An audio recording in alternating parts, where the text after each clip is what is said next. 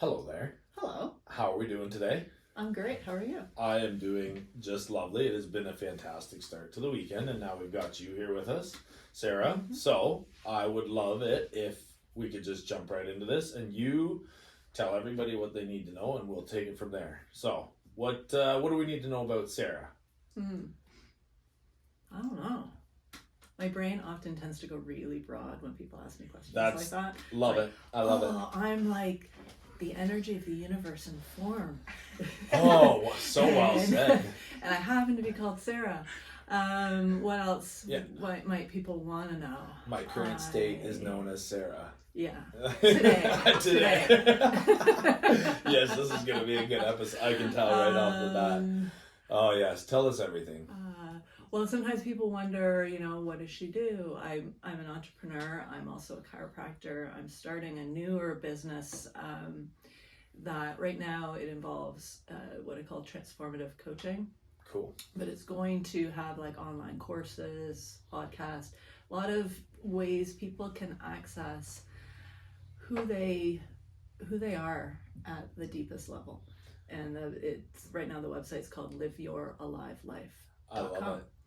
liveyouralivelife.com. We will make sure to put that in the bio there for the episode and spread that out to the public. That sounds like I love that. I just right off the bat I want to know everything. How did you end up deciding that this was going to be one of your ventures, one of your entrepreneurial pathways? Take your time because we got time. I mean, we're going through some transformations around. Let's take it all the way back to where it all began. Where it all began. Let's go.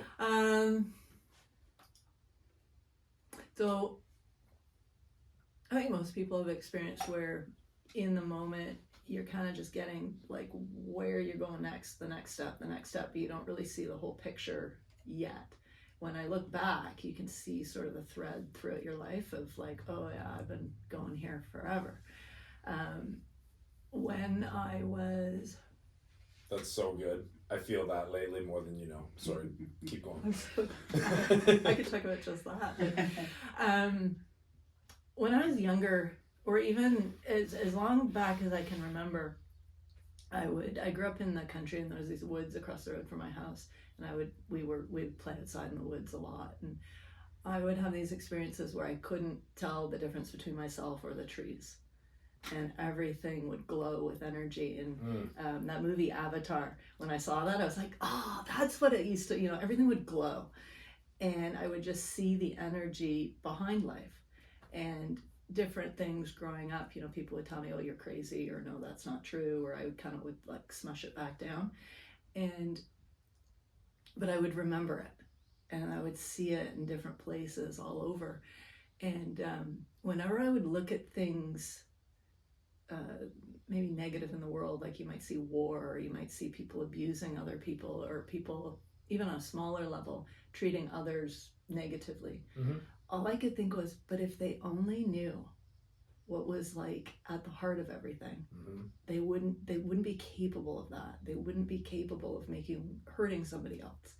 And that was sort of the impetus of, what if people knew like who they were inside, who just what life is in general. And so I guess initially I was looking at sort of more healthcare. I got into being a chiropractor, calming the nervous system. If people's bodies work better, their minds tend to work better, sort of mind-body connection. And then more, I'd say in the last 5 years, just really going straight to, I guess I might call it straight to the source. You could call it what we think reality is, how we construct reality from our minds. And a lot of, say, behaviors come out of what you think is true in sort of your general assumptions of life. And people often don't even see those base assumptions. Like you might hear it when people talk, like people might say things like, well, everybody knows, blah, blah, blah. Like, do they though? Do they though? Yeah. And I just kept getting deeper and deeper, questioning like what is true, what is true, what is always true. Because sometimes you might think something's true, but it's like, oh yeah, except over here it's not true. Oh, but over there that's not true. But what is always true? There's very few things that actually stand up to that. And so I found in my work that when people look at that for themselves, it's like the ultimate empowerment. And then everything they might look at as problems in their life, either it becomes obvious as to like what action needs to be done, or things resolve because they were only made in your thoughts to start with. They were never actually a thing. So I mean, I just threw out a whole whack of stuff there. So first thing is sign me up for the course, whatever it is. I'm all in because like, yeah, you and me speak the same language. Perception creates the reality, not the other way around. It's I don't know, there's a lot to what you just said there, and I mean I look forward to unpacking it all, but I don't know how much time we can even like that. This is so many deep thoughts that you just ran through there. I'm talking about like fundamental truths and like healing past traumas and you know the very fact that like your view on the world shapes the world. And it is a weird thing, and especially like I remember being younger wondering why things would be happening and not really ever taking into account how I was interfacing with what was happening and whether or not like my attitude, my thoughts, my general perception on what was happening had anything to do with the very thing that I was lamenting about, or you know what I mean? Like you find yourself in situations sometimes, but you never really stop to say, did I cause all this? Like, is this because of me? Is this happening only in my brain? Is this like, did I make this? Was this directly correlated to something that I've done? And I find that when I was younger, a lot, especially in my 20s, I just could not get that thought. I never stopped to say, I am the one that's causing all of this, whether it's good or bad. You know, you can look back, like you said, it's when you look back, it's a science. When you look ahead, it's kind of like a mystery, right? It's just like you're going through your day to day, and then all of a sudden you look back and you're like, oh, I've been on a path for a long time. But like you said, a lot of people don't necessarily have the reality check. Like it was the path that I was creating for myself, and if I stop and look back, I can see where I was headed all along, even though I felt like I didn't know where I was going to end up, especially with like in terms of what you just said about your entrepreneurship. And like maybe there were things in your childhood and in your adolescence all the way up where you were like, you were going to always kind of be headed towards live your alive life, and it was just like chiropractic or whatever else you've done along the way was stepping stones to get you to realize like, okay, this is where I need to head. And then, you know, you can only do that through time and effort and you know, experiencing life the way that you did. So just like that, I got some things for you to unpack too. Yeah. I love it. Yeah, I love it. So, tell us more about like how it all came to be. Like the chiropractic went to realizing that maybe you wanted to do more with like the mind per se, or just what was it? Yeah. Sorry, sometimes I've got like two thoughts that want to get out at the same time. That's and cool. And then like nothing happens. Not a worry. Not a worry. I feel the same way. I often think of, it's a different way of expressing what I was talking about. I often question sort of like what's true or foundational reality. Also the idea of some things are more upstream or downstream or more causative. Upstream would be more causative. Mm-hmm. So when you're saying, well, how'd you get to where you are now from chiropractic? People might come to me with pain in their body or anxiety or wanting more sports performance. And the body, there's really only three things that affect the body. They're pretty broad, but so there's physical things. Like if you're in a car accident, it's probably going to hurt. You have physical injury, but physical injury on its own sort of heals in a bell curve type pattern. And if if that's all there is, but we don't live in isolation like that. So the other things, chemical things affect your body. Like if you were to eat arsenic every day, you would notice. Yeah, slow drip. You wouldn't feel so good. There's a variety of chemicals that come into our body that our body has to process through in various ways, and that can either decrease energy, or it depends on what it is really, or like a vitamin deficiency. It was like this weird synchronistic thing. I was copper deficient. Oh. Because I was taking way too much zinc. There you go. And an actual true deficiency, your body will struggle and you won't know why, but when you take the thing that you're deficient in, so copper supplements are apparently like pretty easy to get. Like, okay. The first dose, I was like, whoa! I was like, I could breathe again. I felt so much better. Really? I mean, I wish sometimes we had like a little video game stat, like you could just hit pause and like see your health bar. For sure. You know what I mean? Like, yeah. You're like, oh, okay, I just gotta have a little bit more iron, or like I'm very dehydrated, or like, 12 hours of sleep would do me good. Just boop, back into the game we go. Yeah. But yeah, I know what you mean. Like, wow, copper really got you on the right path there. So. And it sounds so random, like, but what was in, although it's not though. Yeah, I could go on we kind of know, and we don't listen to ourselves. Like, yeah. I kept seeing things randomly in emails or the news or here or there where people were talking about copper deficiency, and for like 3 months, and I was like, okay, it didn't really hit as like relevant to me. And then one day I went, oh, those symptoms they're talking about, that's what you've been wondering why your body is struggling. So that's like, why don't I try that? But that's a different. So then the third thing that I was talking about 3 things. Yeah, but that's a whole different direction. That's okay. The third thing that affects the body is thoughts, and maybe not specific. Sometimes it can look like specific thoughts, but it's how we use our mind and thoughts really affects the body. Like if you go too fast or overthink, your body tightens up. 10 years of that, you're going to have some sort of diagnosis. Very good. And so in working with people, I started to see more and more what we think is true about life is probably one of the biggest things that affects how we function and success and what we want in life, or even our health.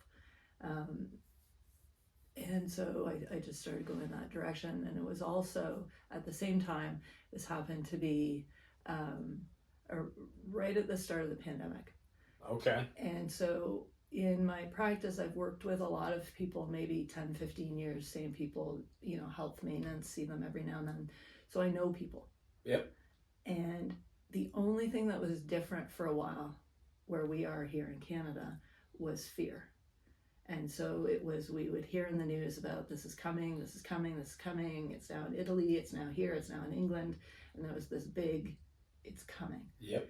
But nothing had really changed. I know what you mean. Day to day. Nothing had changed at all. It was fear. And so these people who were very healthy, and I knew their spines and their body, they started to tighten up. And then they started to come in with autoimmune diagnoses. Wow. Like brand new ones in a space of about 2 weeks.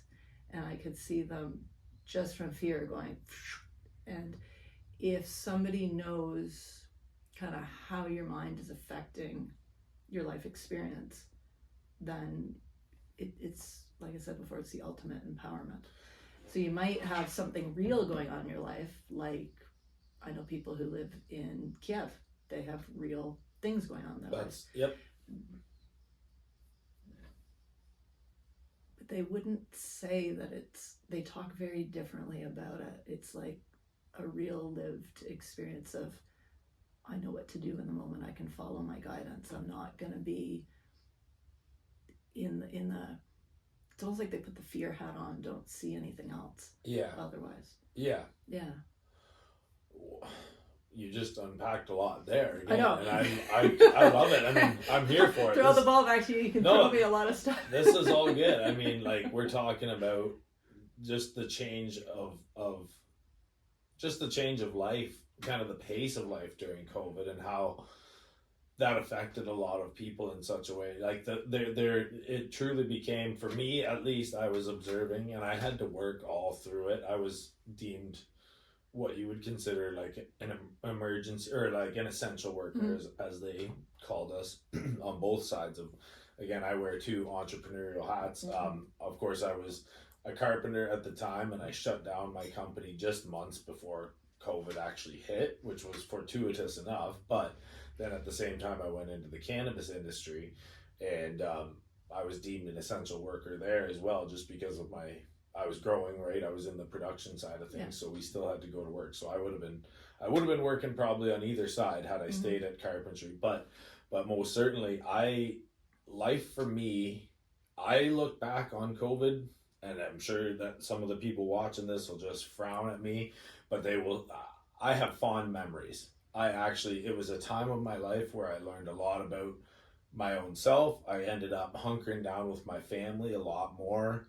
I kind of found out what I'm made of in terms of like, am I going to let the fear of something stop me from doing something else? A lot of that was met with a no. I typically just continued to live my life as I would have if it had not happened at all. But that being said, I wasn't looking to cause problems with other people. Like, you know, if it was a deemed appropriate, like, to mask up, I'm certainly not trying to get elderly people sick or little babies sick, you know, all that stuff. But at the same time, I viewed it as there is nothing to fear but fear itself, because I had actually been out in the public and I'd been watching what was going on, and I was watching people unravel, and, like, you know, stores going under and businesses closing, and, you know, people starting to get the toilet paper shortage and all that, you know, just the crazy stuff that happened all through that. And I just kind of felt like I didn't know if it was like the universe testing my level of sanity, or just like are you willing to stay here and stay sane and just keep going and doing what you're doing while the entire fucking world just and I was just like, I gotta keep going. I have a son. We got bills to pay. We have bills to pay, mouths to feed, all that stuff. So we got to keep going, and we couldn't let the fear of an assumed pandemic, you know, come and get us. And so I pressed on. We ended up selling our house during the pandemic and moving out here to the family estate, and so that, you know, it turned out to be like a very good time in my life to just kind of figure out who I was and where I wanted to be and what was important to me and who I could depend on. And when, you know, when things did get strange, right, and you kind of just found out, like, if your neighbor was calling the cops on you because you were going to work or whatever, you're just like, it's just like, I think you guys had to block out your windows or something. I remember that was part of it. Yeah. It was, the windows were blocked out so nobody knew that the shop was open. Like, it just weird times, right? Like, it just everything went strange. And I look back on it and I'm like, I still personally did a lot of growing, both in grow rooms and, like, spiritually, and then, but, like, also just it was an okay time for me. And there were a lot of people that went through a lot of hardships and lost their businesses or whatever, and I feel for those people, because I don't think that any of what happened was truly necessary. I think there was a lot of overstepping went on, and a lot of strangeness. So I can feel for every person that you watched, and they just tensed up under the new pressure of whatever was happening during that moment, and maybe weren't able to pivot as easily as other people were or whatever. But it was a strange time to watch people go through what they went through. And so it's very good of you to pick up on the fact that, like, what's the mind do, you know, in an effort to, like, change reality? What does the mind do to the body? Because I often wonder if, like, for instance, we're building a business right now out here. We just kind of showed you some of the ins and outs of it. And I often wonder, as I'm focusing throughout the day and I'm trying to get work done and I'm trying to think about what the next big move is, or my next big idea, or whatever it's going to be, I often wonder if the output from my brain is somehow so powerful that, like, that's what causes the stress on my heart or on my back, or, like, there's no actual physical pain happening. It's my brain trying to morph something into a reality that doesn't even exist yet, so I can hold it in my hand. And through that, like, my body has to go through some kind of little agonizing twisting or contortion to make that reality, that thought into a reality, because a lot of the stuff that we've created over the last few months just didn't exist before we really started to like sit and focus and decide what we were going to do with it. But with that, it also brought on stress, it brought on tension, it brought on all kinds of different things that made us feel differently than we did. But then also things started to arrive in physical form, right? They weren't just in our brains anymore. They actually were in our hand or on paper, or, you know, whatever it was, but it started to happen. And so I just can't help but wonder, like, you know, that correlation between the physical and the mental, and what has to happen in the physical in order for the mental to manifest itself. So there, back to you. Back to me. So yeah, all of that, there's a couple things, directions. Oh, for sure. We went like so many directions in the Yeah. first like 10 minutes of this show. I love it. We're all over. Yeah. We knew we would be. So, I mean, all of those are great examples of life. I often tell people life happens from the inside out. And people think that life happens from the outside in. And so the general sort of what most people think of as life is stuff comes at you. And you get to respond how you want to, but whoever has the best coping strategies wins. Because you know stuff's always coming at you. And you were talking about sort of as your mind bringing stuff into reality, which is definitely an inside out way you had of expressing it. But yeah, we literally take in information perceptually, but that information is so much more raw than people think, and we form a reality with our sort of energy of life and our brains. So the fact that I can see this table and I think that it's brown means that I took in photons and information, so like auditory information, sound waves and photons of light. But my brain, how this table looks to me is solely my brain's construction of that table. And yeah, we can talk commonality, like common words, like, yeah, it's brown. Made of wood. Yeah, but I don't know what wood is to you, and I don't know what brown is to you. We say this all the fucking time. I would and it blows my mind a bit in that I cannot actually ever know what it looks like to you. Well, okay. And so, amen. whatever we look out and see happening, yeah, I find the power is in the attribution. Like if I think that something bad is happening, it's because I put the label bad on it. I may not prefer it. I don't particularly like a lot of things, but if I'm having an emotional reaction to something, it's because I had a thought. So like it's because you labeled it as you wanted it to be, right? So like I have been thinking a lot about that lately, whereas sometimes things happen, well, I mean all the time things happen, and my perception of them is what causes either the misery or the exaltation, like just, you know, being so happy about it's all based on me, because sometimes it can be the same thing happening, but it could be a week or a month apart. And it happens here, it's terrible. And it happens here, and it was the best thing that could have happened. And so it's really funny how my perception of the event is actually the thing that creates the reality, whether it was in fact good or bad. And if you actually just take out all of the, say, emotion or the controllability of that thought, if it just happened, it wasn't a good or a bad thing. And I often have really been thinking about that a lot, because sometimes too, I find that things that I thought were good in the moment, we can play them out, and you give it enough time, and it ends up, you're like, oh damn, turns out that fork in the road that we went on, that was maybe the spot where things started to, you know, go negative for us, but we just didn't know it at that exact moment. Or likewise, something that you thought was completely disastrous, and we had that happen a lot with, as we've been designing Ogo, we found things out that we were like, oh no.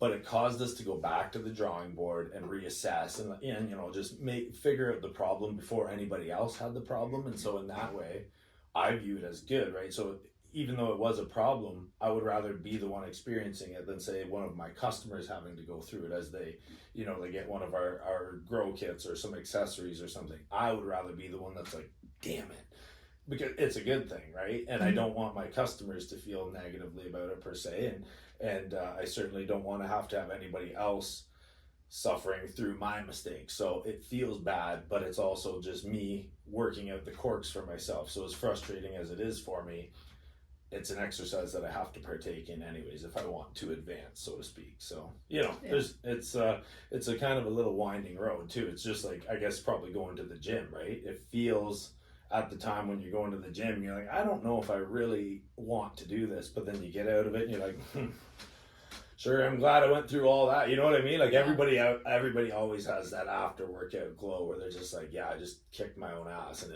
I'm better off for it. So, Yeah, nothing, you kind of spoke to this a bit, nothing outside of us is inherently, it's all neutral. Yeah, exactly. So nothing's inherently good or bad. Even the worst thing that you could think of. It's funny, I always jump to like the most terrible examples. That's okay. Jump. Start little, Sarah. Nope, jump right. I disagree. Jump right in. Anything you could think of, you could find a person who would think that was a great thing, or any crime or violence, the person who committed it must have thought that it was the thing to do in the moment. Exactly. As hurtful as it might be to the victim, for example. So it looks at there is no, in nature, for example, if you look at animals or, there's no good or bad. Right. And it's just life. Yeah. And I don't say that to say, oh, you should look at everything neutrally. We can put whatever judgment we want. It's the freedom we have. A lot of people hear me saying there's no good or bad and like think, oh, I'm saying that they should think of something a certain way. It's literally just attribution. If you are feeling something, it's because you've put a thought on the thing. And if you don't like the way you're feeling, unpack it. You can see it differently if you want to. And I find people will often think that they have to do something because there's so many different techniques or strategies or mindset this and mindset that.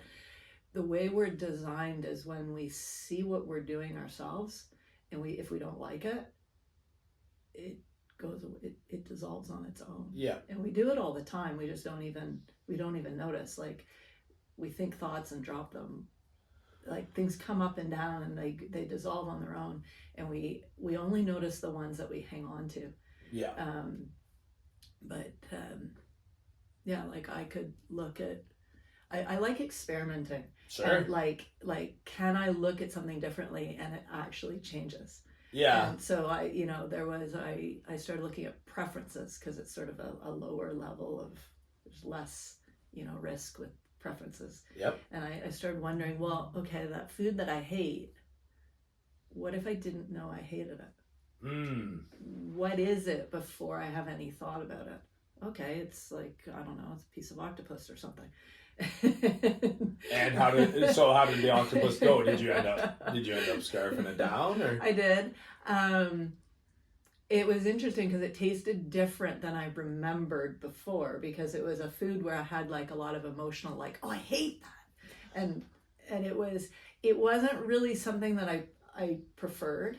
It was like, yeah, I wouldn't eat it again. I wouldn't be eating that every day. Right. But it was much more of a neutral experience, and it was like, I don't know. I could, there's texture, there's flavor, there was things I hadn't noticed before because I was just so present with I hate this. Yeah. Well, yeah. I mean, if you immediately assume that you don't like something, you're probably going to have a heck of a lot of a harder time to like get it to right. Like if I assume that I don't like Limburger cheese because of the smell right off the bat, you're not even going to see me try and put it to my mouth because it's already over there and I can smell it, and I'm like, well, that's bad, that's a bad one.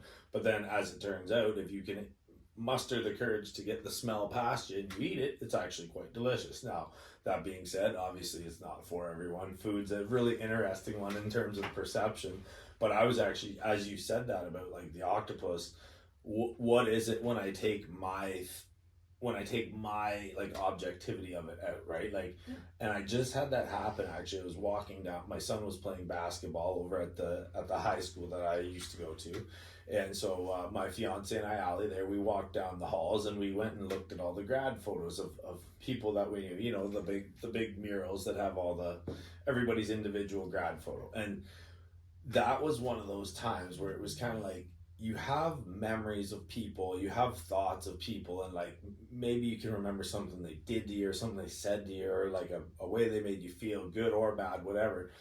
And it kind of makes it like you think you remember what they look like. And then if you go and you haven't seen their face in 10, 12, 15 years, and you go and look at a photo of them, just in the moment that you were in, at that moment, you were there in high school with them that day, you had your photo taken the same day, and it fucking blew my mind. I was like, is that what that person actually looked like?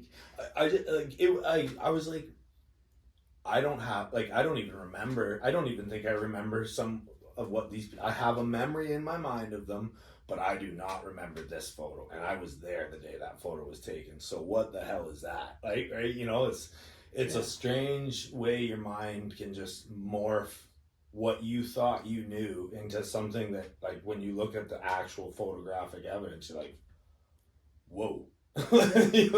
Your mind can most certainly play tricks on you. Yeah. You were talking earlier about how we think about things after. Sometimes I think of it as like before and after our something happening. So like an event, you can think differently about what happened, or what somebody looked like. What we don't realize is before that, our idea or what we think happened, a lot of that is our brain creates it. So most people are aware of, you could witness or experience a car accident, and every single person in that will think that something different happened. Yep. And it can be big differences. I'm surprised. Huge. It could be massive differences, or they can experience something, or we make up what we think another person is. And so then you see their picture. And so memory, we often think that memory is encoded like exactly. Mm-hmm. It's encoded as to what we thought happened. And it's mind bending, because I'm like, there's no way to actually, I'm not sure there's any way to actually know, because every single person, I suppose maybe a camera. I always said, even as you're watching a camera. I hope at the end of my life, at the end of this realm of reality, when all is said and done and I'm on my way out, I hope I get that replay, that third person shooter, you know what I mean? Like the camera that was behind you the whole time, and you get to see your whole life on time lapse, and you're just like, oh wow, that's what that, I remember that. Oh yeah, that's, you know, and it's like instead of my sloppy hard drive, just, CD-ROM, I want the digital, I want the high def 1080p, let's give me surround sound. I want to see that whole thing again, because I've, just like you said, like, it was a TV show I was watching, and the guy's getting interviewed by the doctor, and he says, okay, you were concussed on that, but there's a football player, and he goes, you were concussed on that play, and what happened in the next play? And he goes, we snapped back, it was a short pass, and he took it straight to the helm, and we got our points. And he goes, do you remember that, or do you remember watching the replay of that? And ever since I heard a doctor ask a patient that on a fictional TV show, that's something that I tend to just ask myself, because we were talking the other day, Jax, about the addition on the house. I think I have a memory of what it would have looked like standing, but I've built so many homes in my life, and I've done so many foundations and so much framing. I can piece together in my mind what it would have looked like if I was standing there as a little 4 or 3-year-old kid, looking out a doorway into, a presumed foundation, and the walls had yet to be built and the floor joists had yet to be set. But I think, and I don't even have any, there's no concrete. There is a picture. There is. There's a but it's not the way you remember it. No, so there's a picture of me standing in the doorway, right? But I think I can remember it. I think my brain just tells me stories. Yeah. I don't think it's me at all. I don't think it was my history at all. And so that's one of those things where I do tend, like, lucid dreaming is another like interesting thing too, where it's like, was that real? Did my mind create all that? Was I there? Did that happen? So many things about it, and I just love that we're just broaching all of these conversations here together. So yeah, it's just I'm fascinated with the way the brain works, because after how many millennia of existence of all of us having one, we still don't really understand it, right? Like it's a massive tissue and meat, and it's got some chemicals in it and electronics in it, and it's all just kind of wired, and it's got a little spinal tap going, and that's it. That's the whole nature of our entire reality, is like right there. And without it, I don't know what I am without it. I guess I'm Andrew Heckman, but like today, like, I don't know. It's so weird. It's really weird to think about the way the mind can create things. And even like people that write books or write movies, you watch a movie and you're like, how did you come up with that idea? Like to express something so wholeheartedly. Like, I just watched Interstellar as a kind of a movie that was way ahead of its time. And I just watched it and I was like, who the fuck wrote this? Like, it was too much information, too much to think about, time travel and different planets, and what the sun looks like when it's not our sun, and all kinds of stuff. Just like what you said, Avatar. Who wrote Avatar, and what kind of psychedelics were they on? I was just, maybe some good ones. So yeah, probably that good shit you can't get here in Canada. But yeah, I know it's. I love it. I love that you're going in this direction. And so, like, what are some things that you try to help people with in terms of like feeling alive or feeling. I mean, you and I could sit here, and it seems like we could probably geek out about this stuff for like days. Ever. Yeah, infinite. For real. And so how do you get other people that aren't necessarily, say, like me, who I'm very open and receptive to hearing what you have to say about the nature of reality in our brains and stuff. Is there a way that you kind of connect with other people when they're having maybe a tough time, or they're like, they want to engage with you, but they're not sure what they feel, or what they're thinking about, or I don't know. What do you got there? Good question. Yeah. So it depends on the person. I would say that everybody, or most people, I feel like it's everybody, wants a nicer life or a nicer experience. You'd be of fucked life. up if you didn't. And even some people, like a lot of people, don't think it's possible. And so, for example, some people want less anxiety, or less depression, or they're struggling with something, or they want a better job. And so the often people will, I often like the metaphor of ships in a harbor, or boats. Tell me. So the boats would be different life areas. Okay. Like some people want a better relationship. Some people want better health. Each one of these things is a boat. And often, if they're looking for someone to help them, they might look for, say, a relationship coach, or a doctor for health, or exercise, or so each siloed in each sort of life area. The more upstream you go, the more looking at how we're actually constructing our lives. And then the second part to that would be who we are before all of that. Like you said, without your brain, who are you? Yeah. You are still something. Yeah. So then the work that I do looks at the water that all the boats are sitting in. Oh. And so it looks at the things that we are constant in life that we don't, it's almost like the water we're swimming in that we never see. And so if we raise the tide, all the boats rise.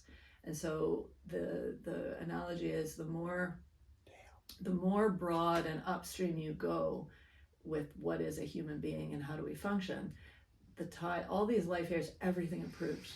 Right. So someone's whole life, their relationship would get better, their health might get better, like just everything would improve. And so perhaps they had started the conversation with me around, I'm struggling in my marriage, or I have stress.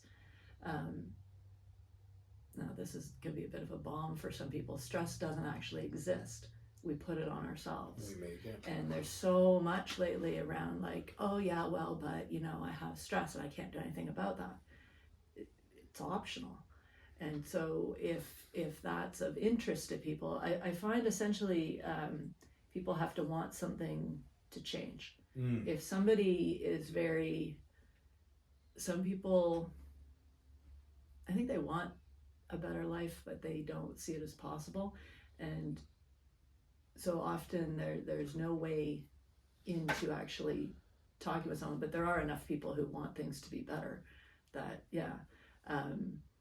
I'm partway through I've got like, it's funny, the way creativity comes to me is I'll start down creating one thing, and then I have to create 3 things at the same time, so it always takes longer. I want to have a free online course that would give people kind of like the basics, and then if you want to go deeper, here's a paid course. If you want to go even deeper, you can work one-on-one with me. Perfect. So currently I've got more just the one-on-one as an option. Yep. Yeah, there's many different sort of forms that it could take, but I really like that concept of like, I guess you could say, I could say we all struggle with the individual boats of life, right? When you're thinking about it like that, when you zoom out and you're looking at it from above. But for the analogy that you use of instead of looking at each of the boats, let's look at the water that they're sitting in. And that's an absolutely great way. I think that's true for a lot of things in terms of like health aspects too. I feel like probably nowadays our modern healthcare system does tend to zoom in too far on maybe what, cause and effect versus maybe let's zoom out and see if there are a multitude of layers to this problem. And like, like you said, you were short on copper, but like, who would have known you get your copper deficiency sorted out, and that's one of the little boxes that got checked, and I'm sure there's other things that then have to be dealt with as well. But you would never be able to say, I got my copper deficiency fixed and now I'm good to go, right? Like everything's good, I'm set, I'm straight, and I have no more problems in my life. Even as you check through each one of those boxes, there are still other things and other facets of life to deal with. But like you said, if you're just aiming at the very rudimentary level, base level, let's make life better, and just understand that the perception of everything that we're dealing with, each of those boats has a perception that we're dealing with of it, and the water that those boats are sitting in is actually what we need to be focusing on, working on. And like you said, like I think personally for me, perception has been a huge thing, because I realize if not all the problems I have all stem from my either misunderstanding of what's happening or my ability to communicate. It's based on a problem to do with me and not anything externally from me. And so lately too, I've really been trying to like exercise that and remember, if something's going on, it's because it's probably going on inside of me, and therefore I should be the one that's actually kind of like trying to nip it right in the bud, so to speak, because it can get out of hand too if you just let yourself, if you let yourself go and you're just like, shit, I gotta rein this in. So I've been trying to rein myself in a lot lately, for sure. Well, and it kind of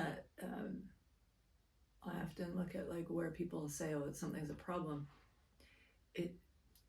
What is like a definition of define a problem? A problem. Yeah. Okay, something you want to change. Well, but we often get emotional about like, oh no, it's a problem. It's literally like just something inside of you. Well, I was gonna say it's literally something you just want to change. Like that's true too. Change is tough though. I think that's the thing about change is like, it's not.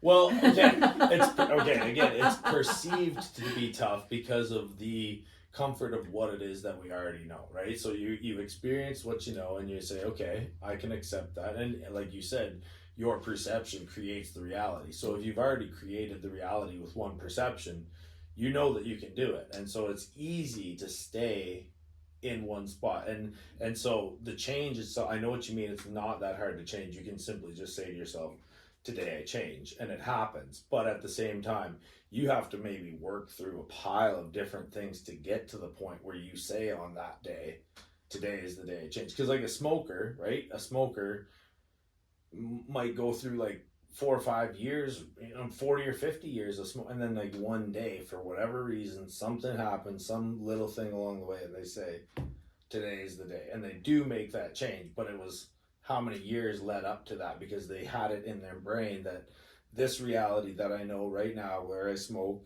I'm okay with it, and I don't have to change. There's no reason to change. I'm just going to stay here. And I think that's the part where people feel like change gets difficult, because you just assume that what you did the day before is going to work again today.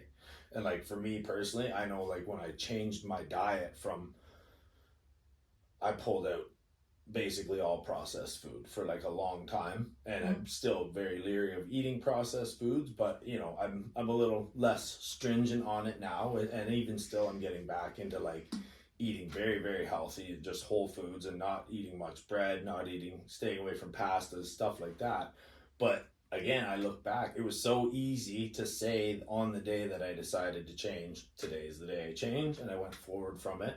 But even still, slowly, old habits creep back in. Oh, that bread doesn't taste that bad. Maybe I'll have a little, that's okay. I'll just do that today. It's not that bad.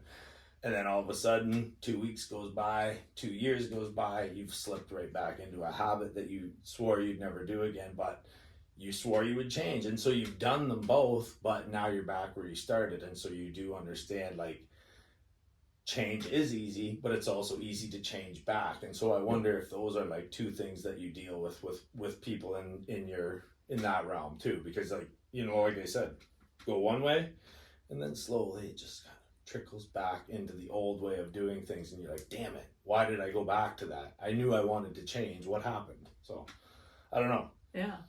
As you're talking, I'm thinking, okay, I want to, like, where it makes more sense is if I go, it might sound like I'm going off on a whole different topic, but it's fine. It's not. Go off. We're good. I'm with you.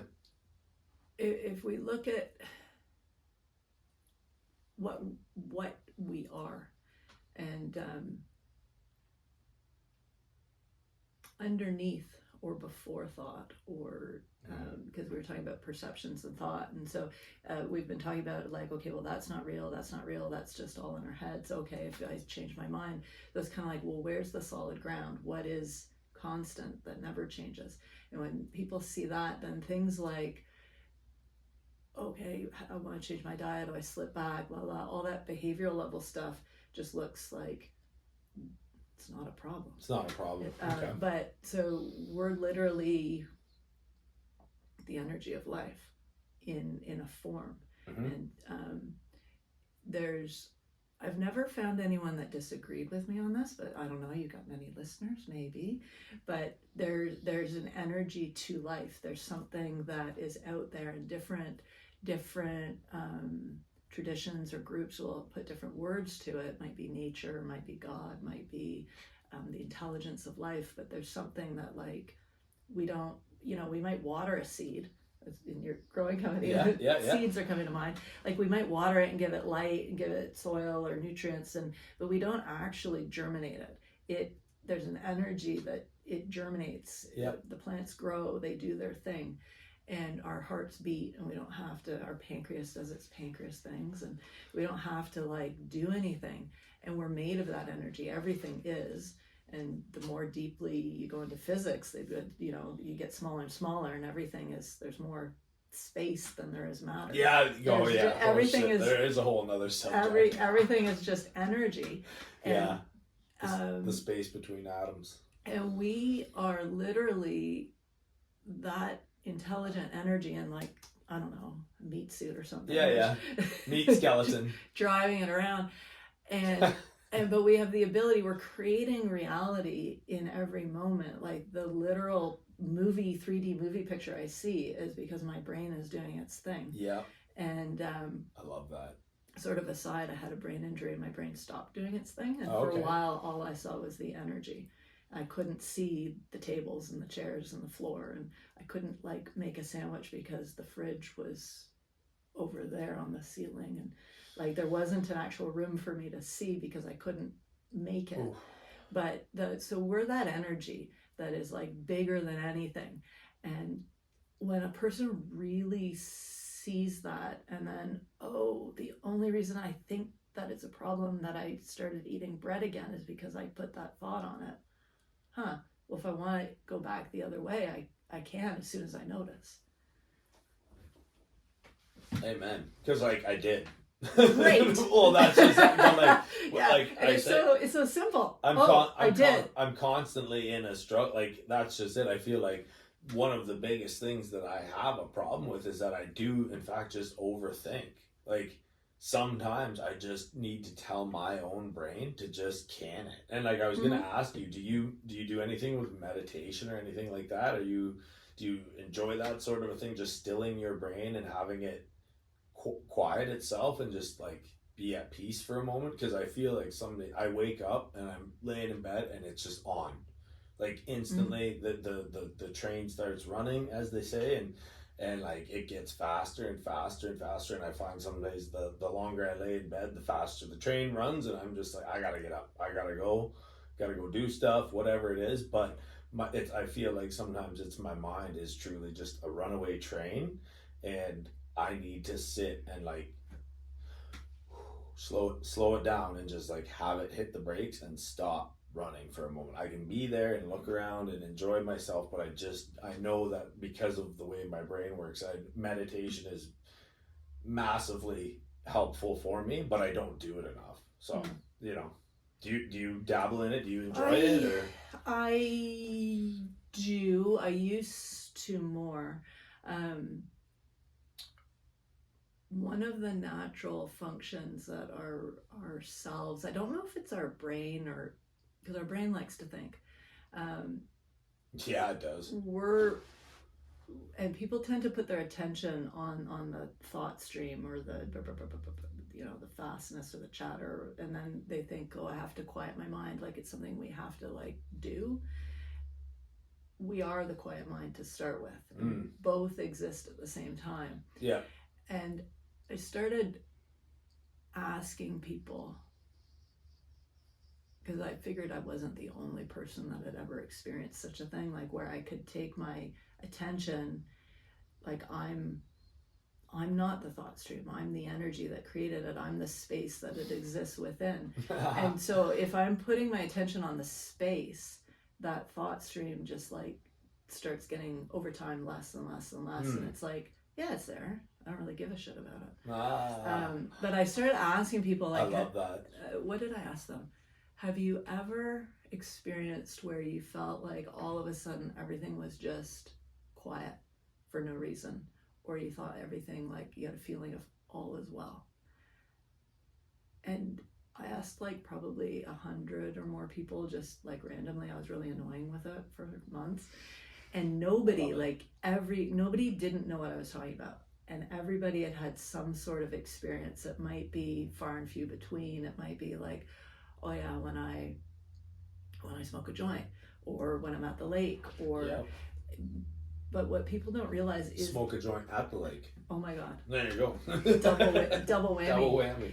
What people don't realize is that feeling is them. That's who you are before everything, and it's always there. We just don't recognize it, and so we put our attention on the thinking because we think we have to. I think honestly, like you just said though, there's those certain moments, like the joint, the lake. I truly feel like everybody also kind of, that thing, I swear it's that thing with exercise. After exercising, I feel like, and I've talked to enough people, like it just seems like everybody gets a little bit of that runner's high or whatever, like just, what that level of exhaustion where it's just like whatever is happening right now everywhere is fine. I have nothing left to give anyways, and I'm done, and I don't give a shit, but I'm okay. Everything feels great. Like that's kind of that. I feel like for me personally, when I get out of the sauna, after a really, really hot sauna, I tend to just have that moment of just like, I don't give a shit. Like everything's fine. For one moment, my mind is just kind of still, and I am who I am, and the yard might be a mess, and I got a billion things to handle, and I'm like, yep, that's okay. Like, it's all okay.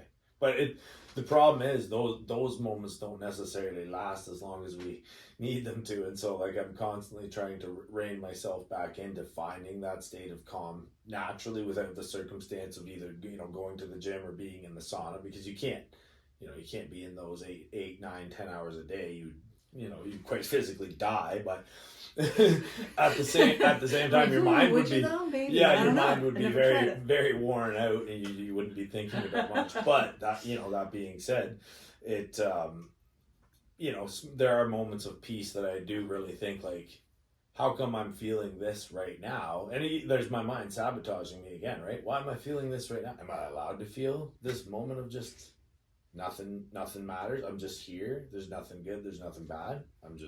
I am who I am. And it sucks because that's why I use meditation more too, is just like, I try to just make sure that I can feel, if nothing else, rather than feeling bad about what I'm feeling, just try and feel nothing, right? Just sit there in the moment and just absorb it, right? It's not good. It's not bad.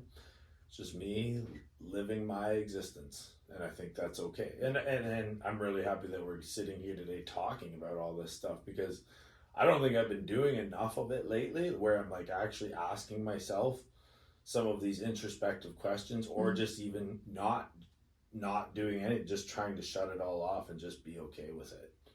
Because there's a lot of, I don't know, it seems like as time's going on here, the year is getting faster and faster and faster, because the weather's just been completely crap, and we're waiting for the summer and the spring straight into summer to hit, and we won't even have a minute to ourselves to think about what happened. But here we are, and so yeah, it is very important for me to like take a minute and just step back and be okay with everything that's happening, because if you don't, you really do just get quite bogged down, and I don't want that for anybody. So you mentioned how you had times of peace, or like maybe after the sauna or exercise, or times for no reason, but then the thoughts come back in. It's in that moment where I think it's literally, often it's like one belief or one thought that keeps you away from it. It's so in the moment when you notice, what do I do? Tell me what I should do. Well, it's not so much a do as a recognize, because you said, okay, there was peace, and then I had a thought, and oh no, now I'm not in the peace. Except the fact that you noticed the thought, in that noticing, there's always a moment of stopping and like maybe it used to feel like a suspension to me, or it can feel like an expansion. Sometimes it's literally a blankness. And that's you going back to the peace, because all we do is notice and go back, notice and go back. However, the common belief is, oh no, now I'm out of it. And that's literally the reason you're not feeling it anymore. Because you said you're out of it. Yeah. You just, because you made it that. Because you think the thought is keeping you from being there. And so I often tell people, well, just, it's like, notice the fact that you noticed that you're up in your head, and now you're no longer up in your head. It sounds a bit weird, but it's fact that if you were still caught up in your head, you would never notice. And you wouldn't even say it to yourself. You would go off on your up in your head life, and you would never notice it. And the fact that we notice is us coming back. And in that moment, we often go like, oh my God, what was I thinking about? And now you're off to the races again. So I always tell people, just stay there. Or go back, Well, isn't it funny though too? Like, I mean, I think about this often with like the prospect of like thought and memory and all that, and it's interesting how, and I've heard it in too many memes or reels lately, but isn't it interesting how my brain can remember that it forgot, but it can't remember what it's supposed to remember? It just knows that it forgot, right? But it's like, where's the info stored? Come on, how come it knows the relay of like, oh, I forgot? But when it goes to remember, you just cannot necessarily bring up each thing that you needed to remember in that moment. So I always think too, like, what are these two parts of my mind? Because it's like one part of your mind just starts to go.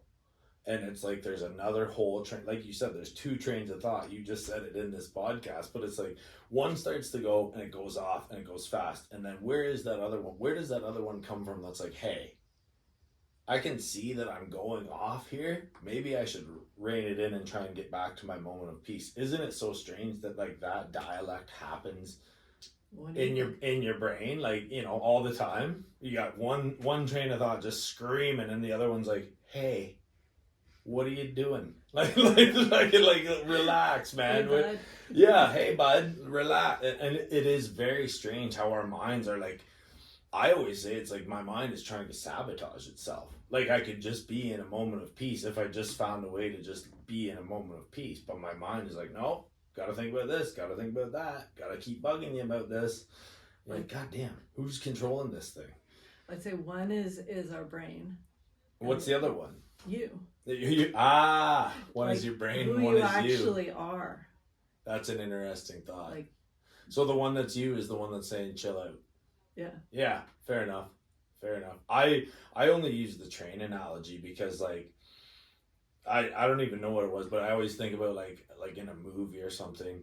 Imagine you're riding on the top of a train and it's just flying through the desert and you gotta actually crawl. You know, you're just riding on top and you're just seeing everything flying by. You gotta crawl down into that cockpit, get up off of that train and get in there and start just bring those brakes down because it's going a mile a minute and you're just heading for a cliff there. And yeah, that's how I always envision my brain on its little runaway track. And I actually have to like man up and just get in there. Come on, slow it down.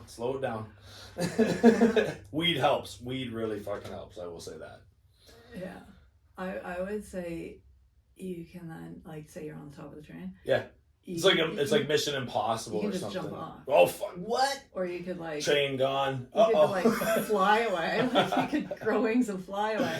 That'd be cool. And that actually, I might be seeing this. I'm changing your metaphor a little bit. I haven't thought of the alternatives till now, so this is great. It's a lot of work to get into the cockpit of the train and then slow it down. Yeah. You can just abandon just the whole fucking fucker. Jump. Just fucking send it. Let her blow up. Action scene, Mission Impossible. Heck. It's like it's like we're the energy of the whole thing. Like we're the energy of life. Thinking thoughts that we then think are real and that we think we have to stop, but we made it all up to start. I made the whole fucking thing up, didn't I? If you just completely abandon it, fuck that train. It actually dissolves on its own. Oh, you were helping me out a great deal, my dear. Thank you. You just let it go off the cliff. Yeah, let it fly away. Yeah, I'm off of this thing. I put on my cape. Now I'm Superman. There, made up a whole new storyline. Plot twist. Didn't see that one coming. That's great. Thank you for that. No, and then the other one that I do in my mind is the veil shutting. So like it's like there's a TV screen in here behind my eyes, just running nonstop. Yeah. It's got all those images of life and things I gotta worry about and the storyline of my life and this and that and then when I start to meditate, it's just the veil coming. You know what I mean? Like the play is over. The screen, you know, boop, that's it. We're going down. No more thinking about that. And you know it's all back in. It's still going, but you like, can't get to it, can't see it, don't care. Yeah. That's the other one that I use. So those are my two little go-tos. But now with the train one, I'm most certainly flying away. Oh yeah. Looking at everybody on the train and see ya. I've heard from a number of different teachers. There's a name that's like on different teachers. There's a name that's like on the tip of my tongue, but over the years I've heard where different substances, like people will talk about like, oh, you feel good because you're high, or you feel good because you're, you know, with alcohol, or whatever, that it's creating a high. I've heard from a number of different teachers that it's actually not. It's helping us drop the thinking, and what we're feeling as a high is actually our natural state. And I find that really interesting. Say that again. Say that one more time. What we're feeling as a high is actually our natural state, because the substance, whether it's marijuana or psychedelics or mushrooms or whatever, it's allowing us to drop our thoughts that are not us, so we can then feel the peace and joy and bliss that is inherent to us.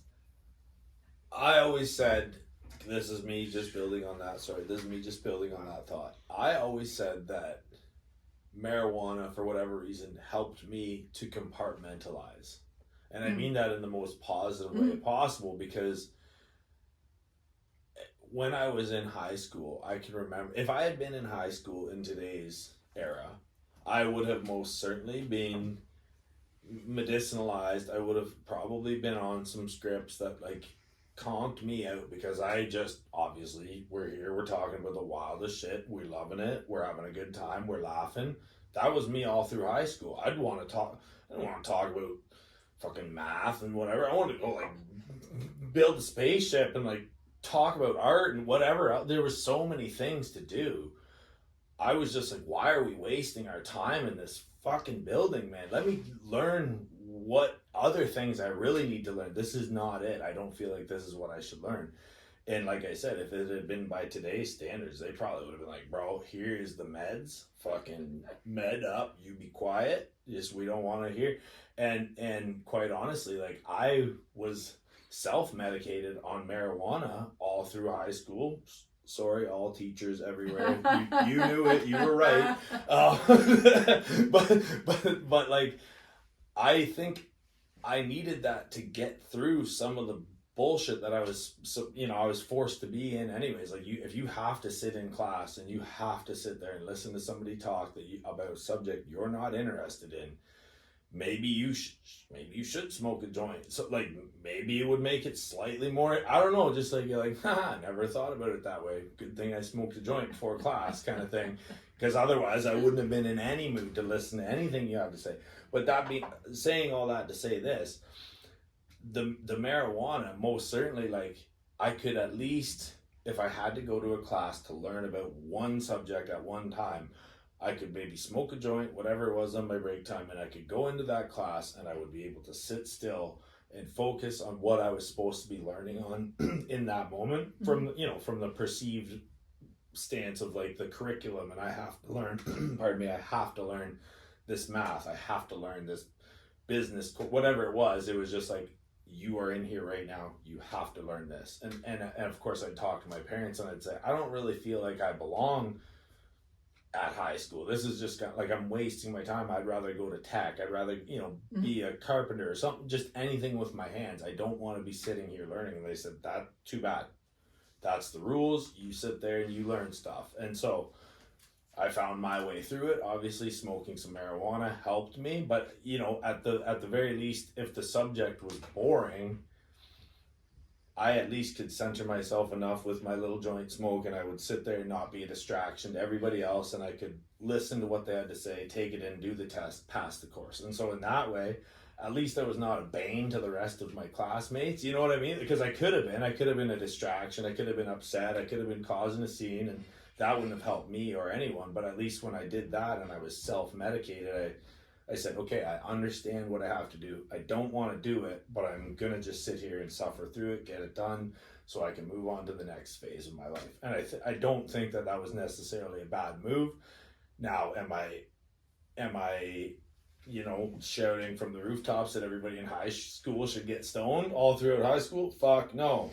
That would be bad. I don't do that, kids. But like, I really do think like the compartmentalization of, like, say, drugs or alcohol or whatever it is, sometimes people do need just that little thing, because they know who they are, they know who they want to be, but the stress and the angst of life has just kind of pushed them to a point where they don't even understand why they're functioning in the way that they're functioning, and they're just trying to get through. You know what I mean? So yeah, it's because people, well, there's a variety of I said stress is something we put on ourselves. We don't see what we do to ourselves with our own thinking, and it's very common. And I also thought that I had a lot of thoughts about thinking, and I thought that I had to be almost like enslaved to it, or like I couldn't drop the thoughts. It is our natural. So if you don't know you can do that on your own, and you're feeling that stress and angst, and then you use whatever substance, and all of a sudden the whole world opens up, or whatever your experience. Yep. Well, why would you not do it more? Like you'd be an idiot. It's sort of, in that moment, it's so the, true. it's the like it's. But yeah, I find it's because people don't, and I don't like. I wouldn't. There's no, like we said, there's no right or wrong. I wouldn't say to never use something, even if like I've sort of, the longer I look at it, the more it's interesting, because I would watch myself have a thought and then drop it, and then 5 minutes later have a thought and believe it, and it's like right in front of my face and it feels so stressful, and I'm like, oh, what's different about one versus the other? Such a good point.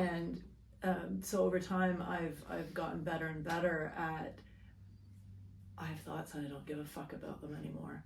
And sometimes I really like to I love rye whiskey. That's my thing.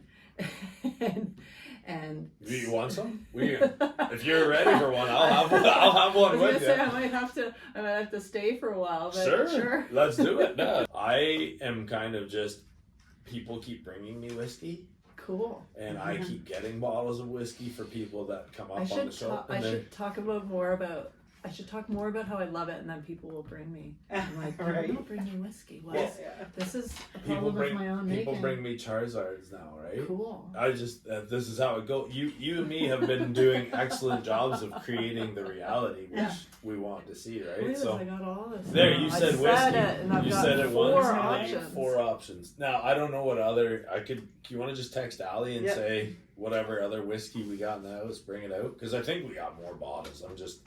We should just bring up the full batch up here. compliment? Yeah, we got so much stuff going on around here.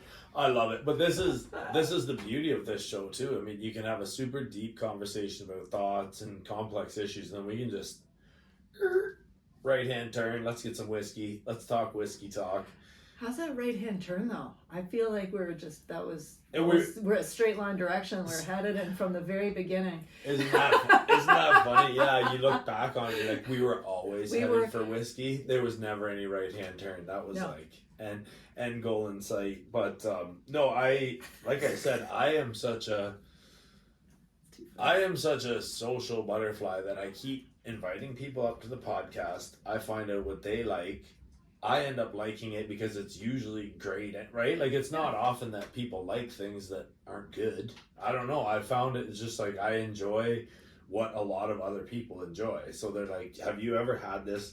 What was that one? The Aaron Burns. Yeah. Right? And it was like an $80 bottle. I was like, I don't know. Let's do it. And it was so smooth. I'm like, well, now I know. Yeah. So what other stuff do you like to drink besides the whiskey here? What do you drink? I like wine. Yeah. But see, What kind? Red, white, rosé? What do you got? it's interesting because when you say that, it's like if I talk about whiskey, I'm like, oh my god, I love it, and there's this and there's that, and there's the different flavors. Wine to me is more like, I like wine. It's good with food. Yeah. And so I probably don't. I'm like, do I not like it as much? Is it because I'm You're not like a connoisseur or like I'm less excited. Yeah. Fair enough. Yeah, okay, if I have a steak, I'm gonna give me a nice red wine, but I don't give a shit about which one. I am like, with my reds now, I've gotten a little bit snobbish, I hate to say, but with my whites, I don't know a fucking thing. So I'm like, serve it up, I'll drink it. If it tastes good, I'll drink more of it. If it doesn't taste good, I'll get my 1 cup down and we'll be good to go. I mean, or I'll switch to whiskey. I am also of the mind where I mix, so it might be whiskey for one drink, and then it might be red wine for the next, and it might be a Guinness after that. So I'm just I'm never like one to just turn down any of the options. I'm kind of like, I want to try everything. I feel like too, that's like in life, I feel like we should try a lot. Like you were talking about the octopus. You should at least try it once. You know what I mean? You're not on this earth to not try octopus. You gotta give it a whirl. I'm not sure I've ever had anyone say, you're not on this earth to not try octopus. Like, I've never considered that before. Yeah, well. But yeah, I think we're here. I've always felt like I was here to experience life. Yeah, and same. Like, all right, let's try this, let's try that.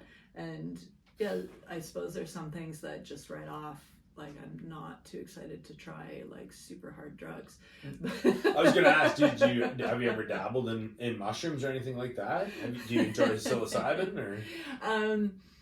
So my biochemistry is interesting and unusual, Okay. and everything works very good for me. And so I will often, like, say around like prescription medication, I will say to a medical doctor, your regular dose might be an overdose for me.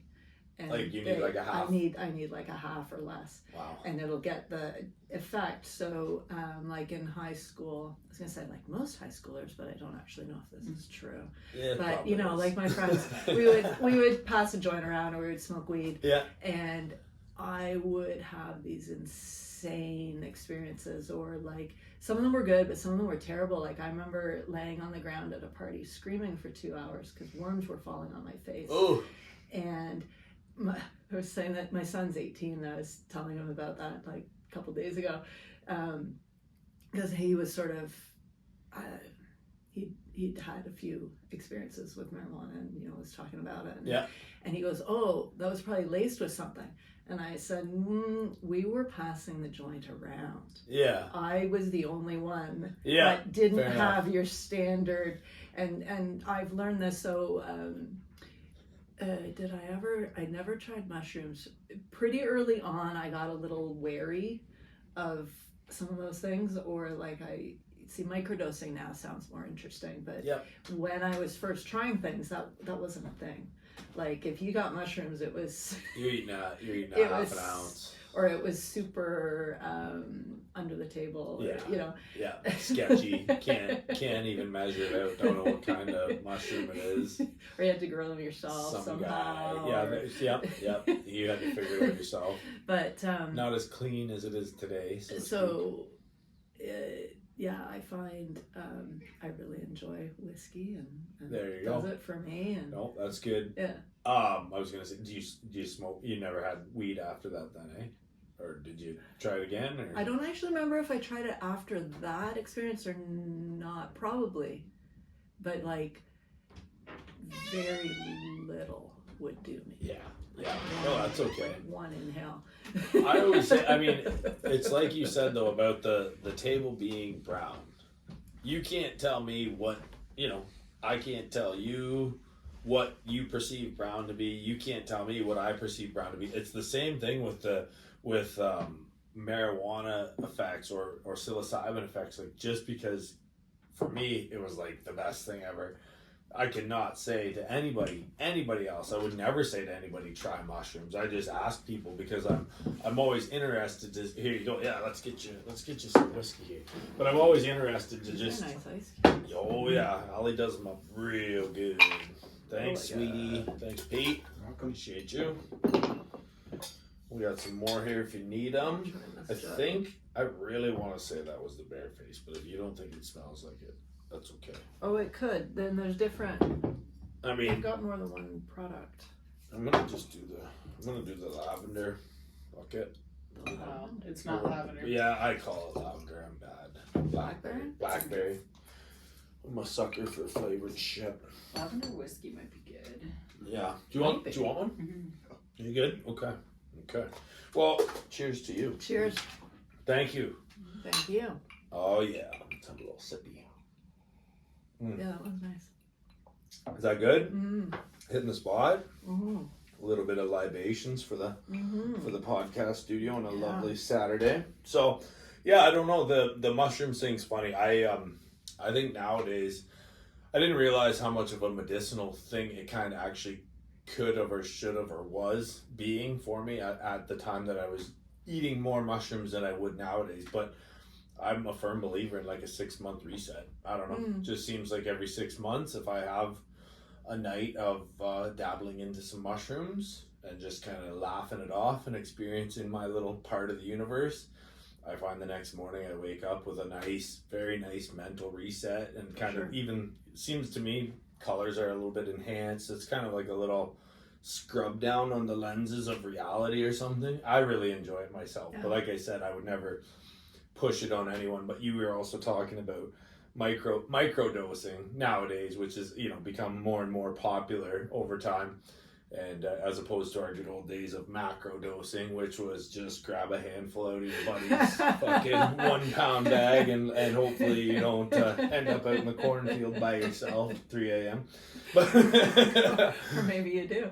but you most certainly probably will. Grab as much as you can. And Yeah, run. but no, I mean psilocybin's really truly about as far as I want to go in terms of like mind altering. But I was gonna ask you too about like if you've had any experience with people that did an ayahuasca trip, or what's the other one that comes out of the jungle? There's an ayahuasca and the other one starts with I or something. I can't There's remember. a few now.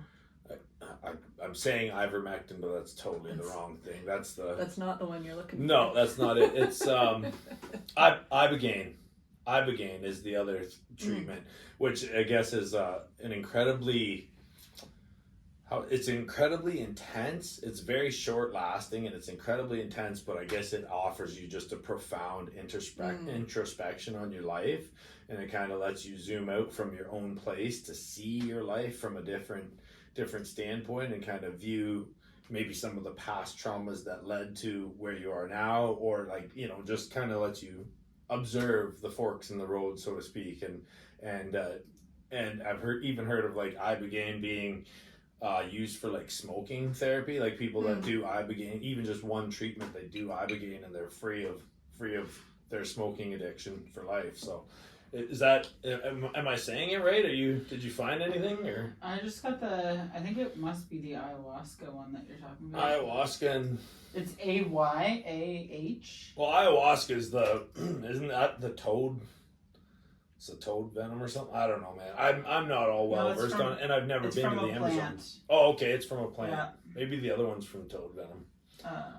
I don't know. I probably will never be lucky enough to experience There's it. a few. I mean, the Amazonians were just doing everything. They had it all at their disposal, right? What blows my mind a bit is, pretty sure it's ayahuasca, where the shamans, they take one plant and they have to mix it with another plant to then get the effect they're looking for. Yep. It's How like that blows my mind. How did somebody come up with that? Or like how many people died? How many combinations of plants? But I really think it's that, like, we have access to, I was talking about we're the intelligence of everything. When we use that mode more, and we see it through creativity, things come to us. We have insights. I'm thinking there's just some guy in the jungle one day who's like, I'm just gonna mix these two things together, but it just literally pops fully formed in your mind. Yeah. And it's you didn't think about it. You didn't have to, mix 40 different things together. You didn't kill half your tribe. Right. Well, I mean, okay, I always wonder too, like, who was the poor sucker that got found with the mushroom cap half eaten in their hand, dead out in the field, right? And then the other guys were like, mental picture of that. Nobody eat the one with the red dots on it, right? Like, this one good, this one bad. Yeah. So how many? I've often thought that exact same thought, and the compounds, just like you said, to know, and I'm pretty sure with ayahuasca, it's like, is it like it's perfectly proportionate? Like it has to be one part and the other part. Pause. Yes. Oh. Something happened. Okay. I don't know what's going on with the sound. Oh, well, we still got. I still got video. But the sound we still is got like video. frozen completely. Okay. Well, it's okay. We got all the backups on the audio. Okay. I'm never too worried about it myself. We've learned over time. The first time it happened, we were very upset. Right? It's that thing about problems are only what you make them to be. Mm-hmm. So to a person who has understood the problem many times over, it's not a problem. Mm-hmm. Right? They just hear it. They're like, oh yeah, I already have the solution for that. I know what to do when that happens. And so that's what happened. We've lost sound on podcasts before. Yeah. But she'll probably have the backup file on the computer, and then also all three of these are taking audio at just the exact same rate, so we can, if we have to, we'll just mix them in, and it really won't make that much of a difference. Or just at pull all. it from the computer. You know what I mean? Yeah. So it's like as you say that, I'm like, it's because when we don't know, like the unknown. Yeah. You're kind of in this, and your mind makes up like, oh my god, and goes off and makes up all these like, this is gonna be bad because. Yeah. But if really you just don't know.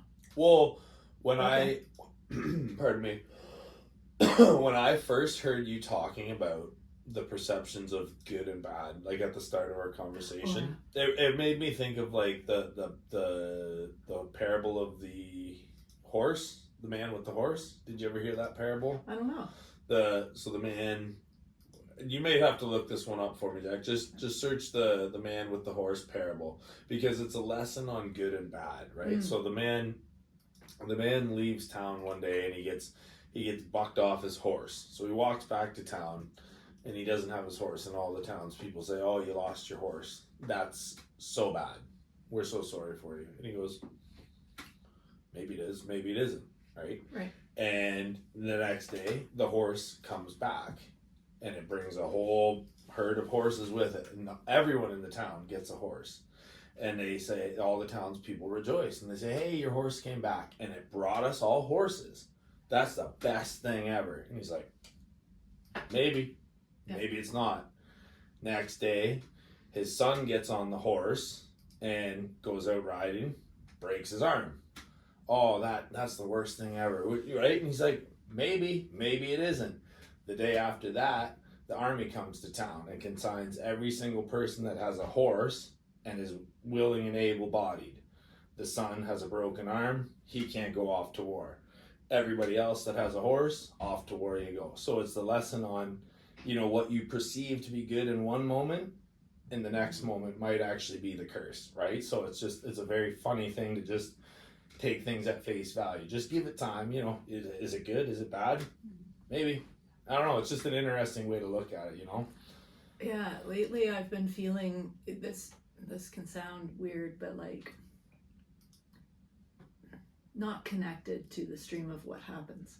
So there's like you said, the guy, I forget how it started. He leaves. His horse runs off. Yeah, right? He falls off the horse and has to walk back to town. This happens, then this happens, and in the story it's flip flopping back and forth. Mm-hmm.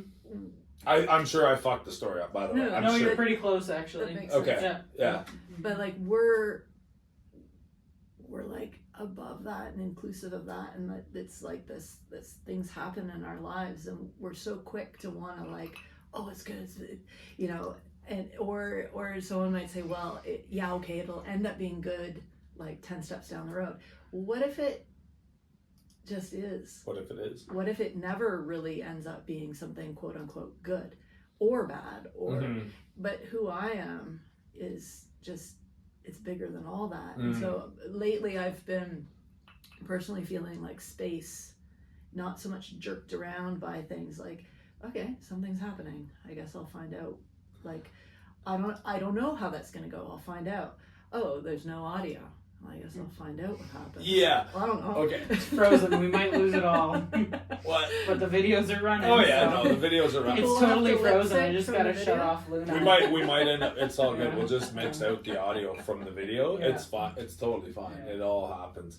But last night was a perfect example of kind of like just got right out of my comfort zone, but in like the best way possible. My son and I, we do this thing. We do Pokemon hunting, Charizard hunting specifically, and so that took us down to London last night. We were just talking a little father-son bonding time after a long week of work and whatnot, and so we ended up down in London, and kind of one of our plans fell through, and so I just searched a card shop in London, and we said, oh, it's open, let's go, it's pretty near here, let's go see what it's all about. So they were kind of new in town, and we're perusing around this store, and there's lots of people in the store. It's pretty busy for Friday night after 8:00, and we're hanging out, meeting some new people, and I'm telling them about the podcast and Charizard hunting and all this stuff, and we're having a good time.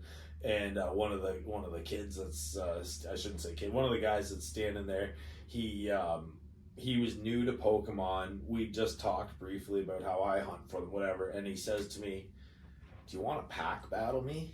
And I'm like, what the fuck is a pack battle, right? And everybody like looks at me and looks at him, and Lex looks up, and my son Lex, he looks up and his eyes are glowing, and I'm like, all right, somebody's just stepping to me right now, and I don't even know what we're doing here. But I'm like, fucking right, I'll pack battle you. I'm like, I don't even know what this shit is, right? I say it to everybody, like, I don't even know what we're talking about. And so one of the store owners goes, oh, okay, pack battling, it's pretty fun. Basically, you just pick a section that you want to get 2 packs from, and then they lay them all out, and the 2 competitors pick the pack that they want. Everybody in the store kind of pauses what they're doing and stops and watches, and we just rip our packs at the same time, flip them. Whoever gets the more valuable card in their pack wins both packs, and the loser has to buy. So it's kind of like a double whammy for the loser, double whammy for the winner. So I'm like, fuck it, I don't even know what this is. I'm cool with it. I'm down. I want to do this with you. I'm like, right on, bro. Let's go. So they do the thing. They lay it all out, and Lex filmed it all. So we'll put up. I know we'll put up the reel, but and they were cheap packs, so it didn't matter. It wasn't a huge loss, right? It wasn't like we were gonna freak out if we won or lost, whatever. So lay it out, and I'm standing there. I was like, I got nervous. I'm like, this is ridiculous. I'm fucking opening.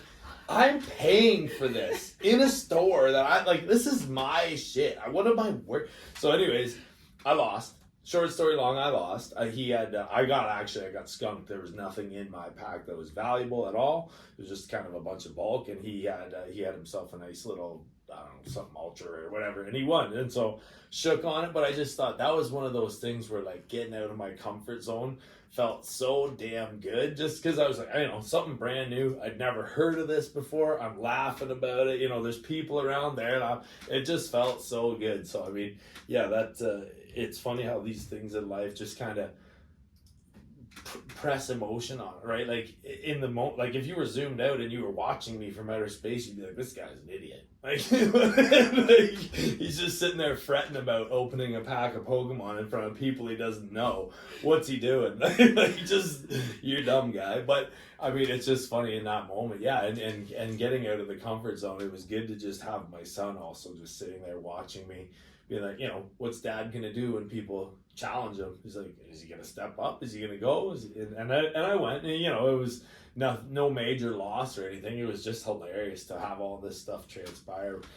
Just a little fun father-son outing turned into this thing out in London. So I love so much about that. Yeah. When you said his eyes were glowing. I'd be like, oh, fucking sign me up. So, well, it was even funnier too after that, because this kid he was on one. He started following me on my Ogo Charizard account, so I'll have to message him and send him the video of us battling. But it was, it's the 2025 version of like Eminem's rap battle. You want a rap battle? You want a pack battle, bro? It's like, but no, it was just so funny to see this whole turn of events going. And I don't even know how we got on that story, but I mean, I just loved it so much. The concept of everything we've been talking about, and just me kind of getting out of my own way just so I could go try something new and break my patterns of behavior too, rather than just doing one thing and going back home. I was like, let's go try something fun, son. And he really appreciated that too. So yeah. Well, I was thinking, brought to mind the website Live Your Alive Life. Aliveness to me is like where people light up. And like where his eyes were glowing. Oh yeah. Or just new experiences. Or even like you were talking about, you got nervous, but it wasn't a problem. No, it was not a problem. And like it is so fun just to feel all the feelings, and like, oh my god. Sometimes I'll laugh at myself like, oh my god, I was so stressed, and it was so fun. Or I got sunburned. Oh my god, that was so fun. And I ate ice cream, and I went over here, and I pack battled somebody, and I didn't even know what it was. Like, well, it's so fun. I was so pleased that we filmed it, because it was just one of those things where it was like, it was something so minute in the surface of all existence on planet Earth. It was nothing. Yet we filmed it, and it was, for that moment, it was everything. You know what I mean? Like, my son's right there. He didn't know what to expect. I didn't know. And the whole thing maybe lasted, 30 seconds. And we're like, damn, okay, now we know what pack battling is. We're like, we're hooked. So just watch out, everybody in stores. It's happening. It's going down. You're the pack battle. No, master. I don't even think I would be. Because, I mean, the other thing too is like, I'm not much of a That would be honestly about as far as I would go with gambling, besides maybe buying my lotto ticket, right? I buy one set of numbers every week, that's it. But I'm not the type to go to a casino. I feel like that would be one of those vices that I would just quickly not shake, or I don't know, something bad would happen. So I just know enough to stay away from. That's my higher self saying, just don't do it. I don't know. Do you do anything like that? Do you gamble? Do you play anything like that? I have little bits. It's never really like grabbed me. Yeah, that's cool. That's probably for the best. Yeah, played the lottery last night. There you go. Did you win? No. Somebody did. Somebody did. I saw that. I Yeah. was like, all right, let's go. A few years ago, I had a series of dreams. It lasted for like 6 months, where I would dream numbers. Okay. And this was like a lot, I don't know, like 10 years ago or more. And I had never played the lottery. I didn't even know. I remember I had to ask my husband, because I said, I keep dreaming 6 numbers. Is there a lottery with 6? Yep. And he goes, well, like 649. 649. Let's So go. he like took me and showed me. I'm like, what do? I have no idea.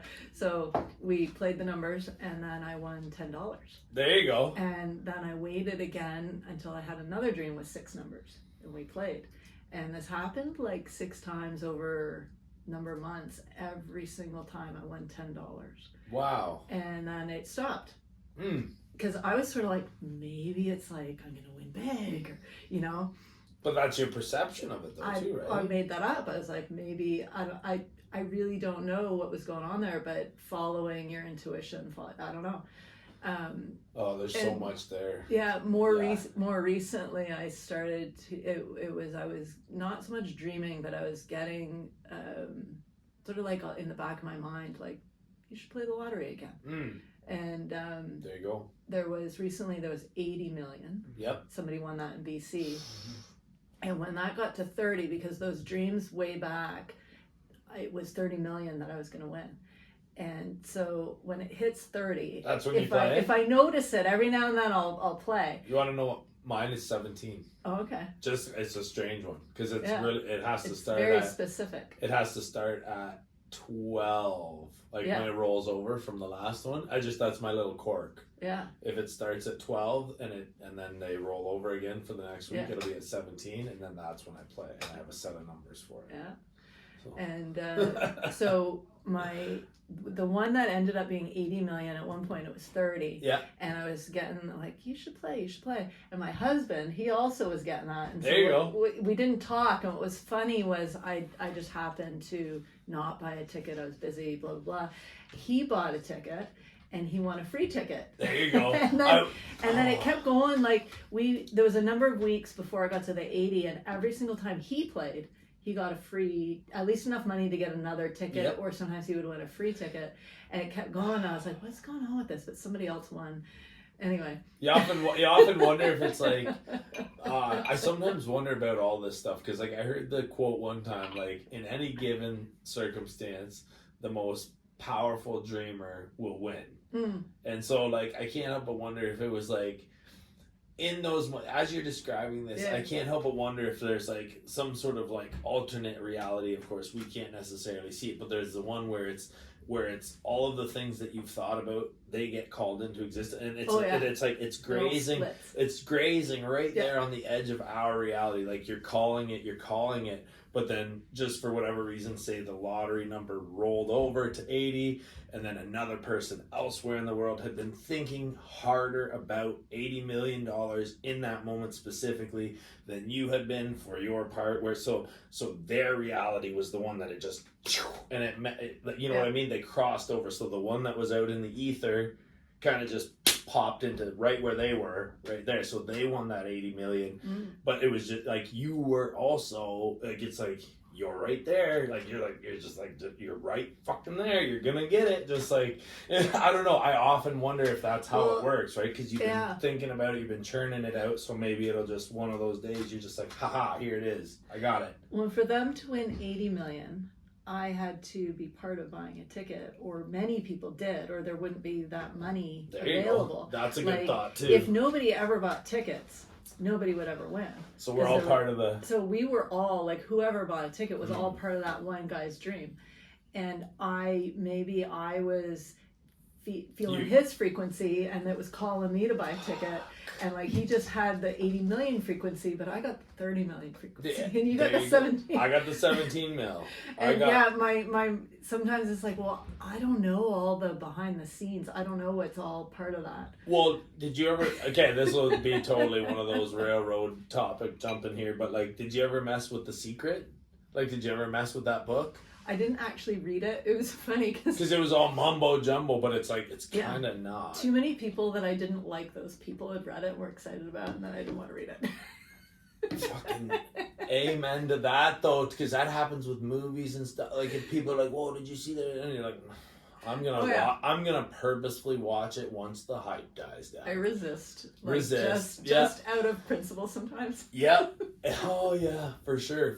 But no, The Secret though, that was one of those ones where it kind of smacked it all out in the open for you, just to say thoughts become things, and they kind of really they took it from just being like voodoo mumbo jumbo that everybody kind of had hiddenly understood, and like they pulled a lot of text from ancient texts and things that you can read in Bibles or Da Vinci's whatever his codex and all that shit, and you can see that people were exercising the fact that like they understood if they held something in their brain for long enough, it would arrive in the physical form. And I mean, like Da Vinci was like super like famous for that, right? Just make it in your brain and then draw it out maybe a couple times and then build it and like make it work.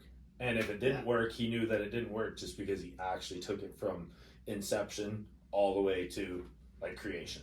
So really cool. That he was like a big inspiration for me. Not that I'm anywhere close to what he does. I just like building stuff and thinking about things and then seeing if I can actually hold them in my hands. I don't know, anything. We did a lot of that iterating, right? Where you draw it out, just draw it out first and like think about it. And you think the best laid plans, you're like, it's gonna work. And you fucking plug it in and you're like, whoa, okay, back to the drawing board. It happens. It totally happens. There's no way around it. But yeah, it's an interesting process, right? To bring things to fruition is sometimes easy, sometimes difficult, but it's always interesting, right? Holding it in your brain and then holding it in your hand. So yeah, I've been seeing lately. I get like feelings, and it's like, okay, what are the words for that? But it's like I might have a desire for something, or to create something, or have an experience. Like I think it'd be so fun to win the lottery, like huge. Oh yeah. Like separate from the money. Yeah.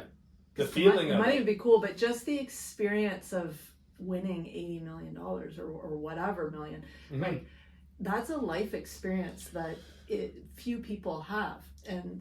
So I've been seeing where often I'll just have this desire and sit with it and don't think anything about it. Like don't judge it, or like, because often we'll think, oh, but that could never happen because blah, you poo-poo it away, kind of like, oh, blah blah blah blah blah. Talk it down. You talk it way down. All the reasons it wouldn't happen. But if you just sit with that plain wanting and then almost like get on with your life, often that thing comes about. And there was some interesting. That's hilarious. There was something recently. Well, Ali and I just had a conversation about that though too, because we wanted to go to a Luke Combs concert. It was back in, I think it was last year. We wanted to go, and I think by the time she even realized it was going to happen, I think all the tickets were sold out, right? So we weren't going to be able to make. I'm gonna try this one now. Do it all. Do them all. Drink it all. Finish up. Hey, 222. There's our angel number there. But anyway, so it's the monkey shoulder. There you go. There's your sign. And if you need more ice, it is right there for you. But anyways, we were gonna get these concert tickets, and not that ever have any intention of actually meeting Luke Combs personally. It would be really cool if it happened, but she said to me, and she knew we were going to start the podcast and all this stuff, and so we weren't able to make it to this concert, and she said, oh, I really wanted to go see Luke Combs, and I said, hun, is it good?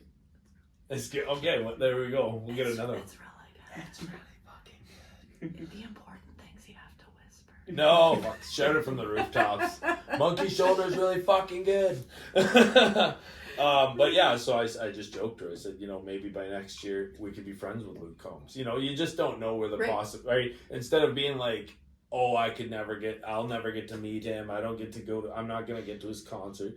If you don't shut off maybe I'll meet him in passing someday and we'll actually become good friends. Wouldn't that be hilarious? That'd be ironic. What are the chances of it? I have no fucking idea, but it's not impossible. Yeah. He exists and I exist, so we might just, hey, what's up? Yeah. Hey, it's you. Yeah. Those are the things that same with the lottery.